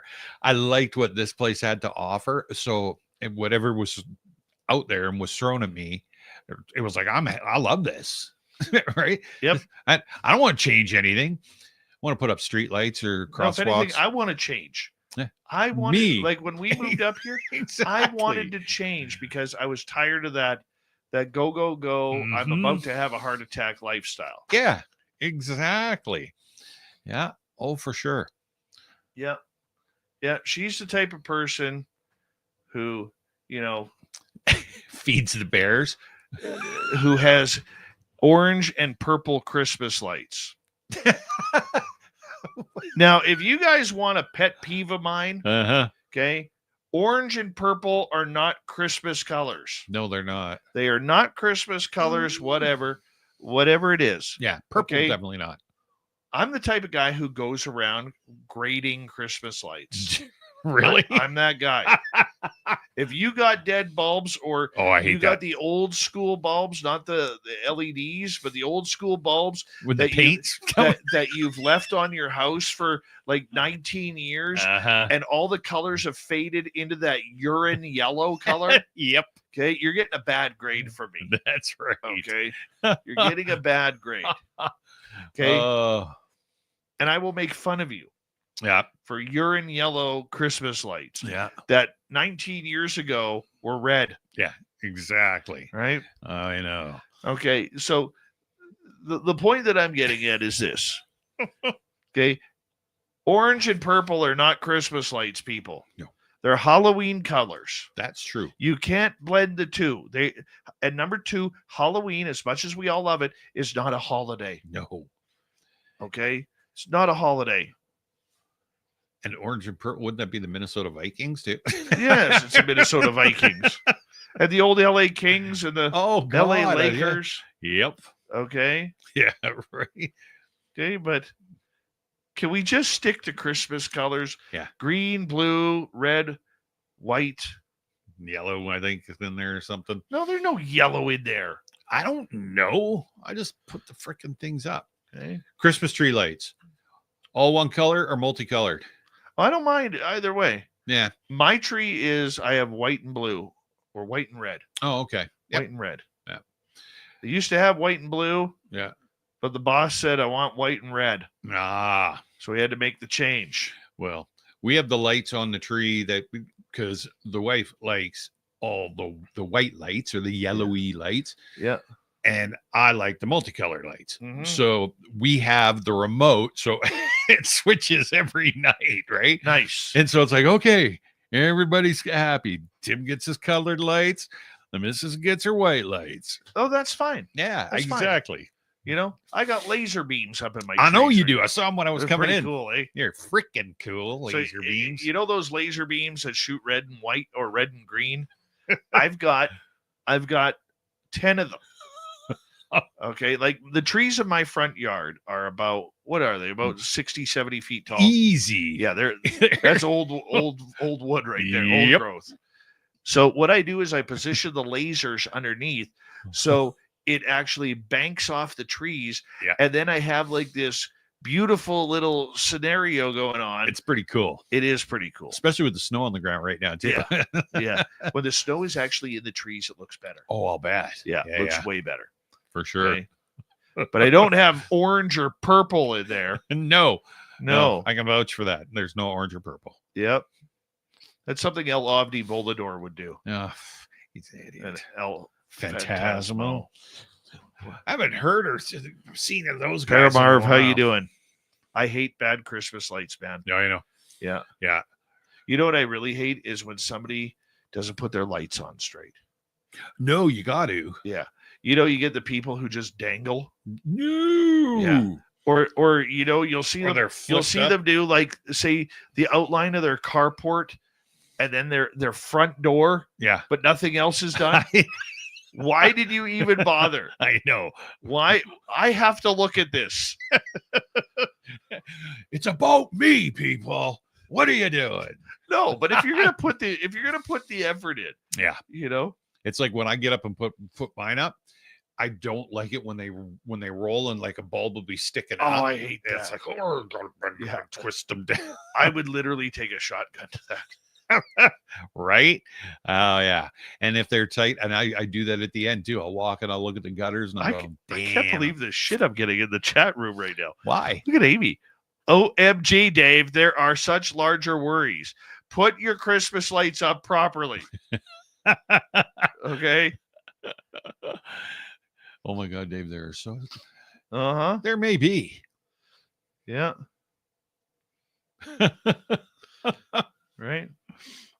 Oh, there's sweet Robbie G.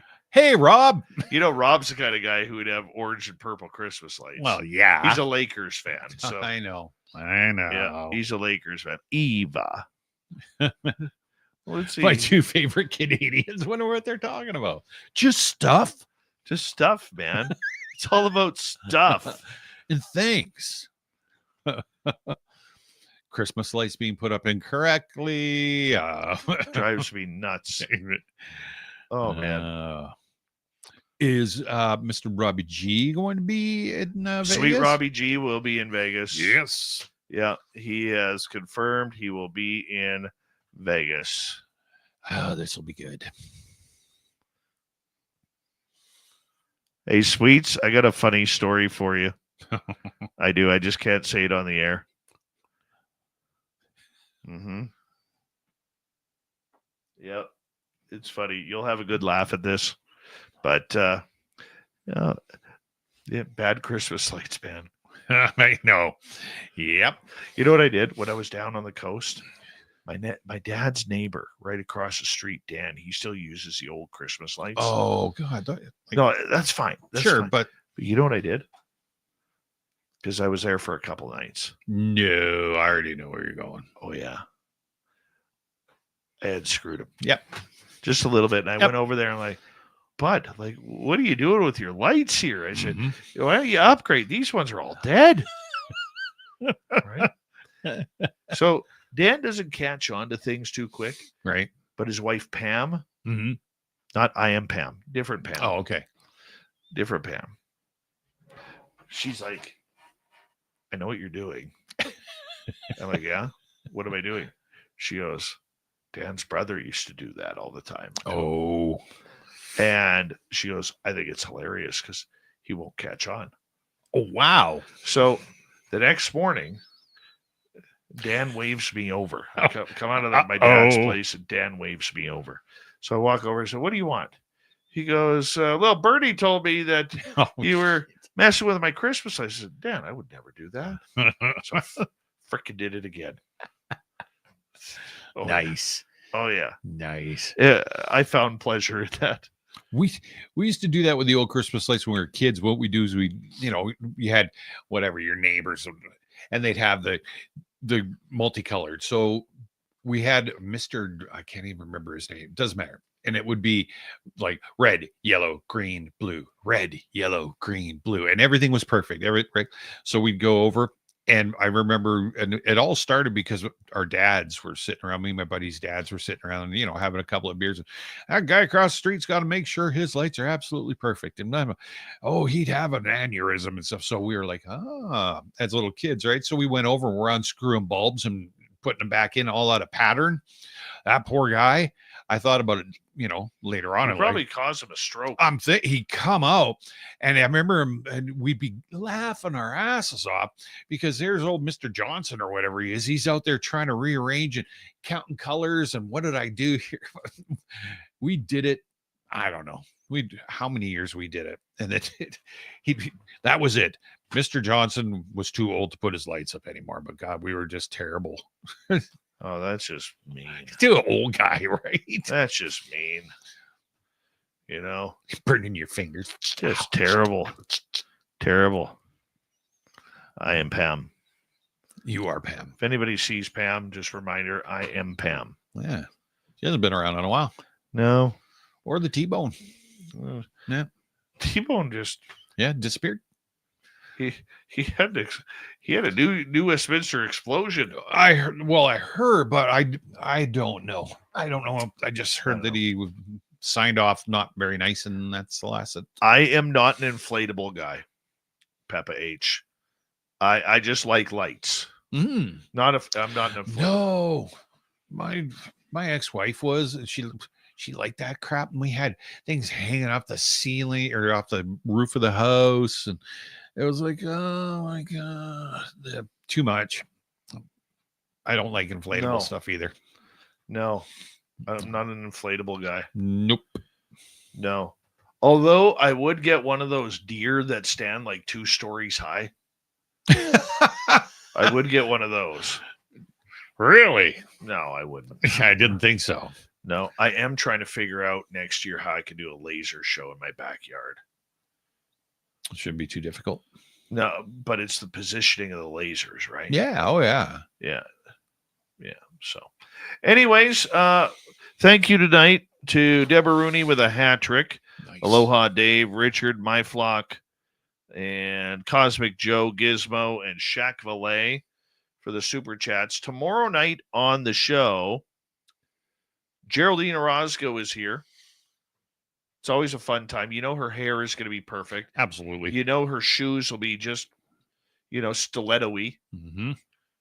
And we're going to have a good time talking with her. Don't forget to check out the brand new swag at spacedoutradio.com. Just hit shop. You'll have it right there. We would appreciate that. They're good stocking stuffers, people.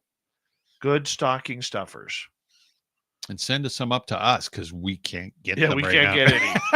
I thought about that. I was about to order some today. We can't get them. Extra large. Just can't do it. Double XL. I'm fat. All right. Make sure you cover your heads for the alien invasion in the morning, people. All right. Be safe out there. We'll see you tomorrow night with Geraldine.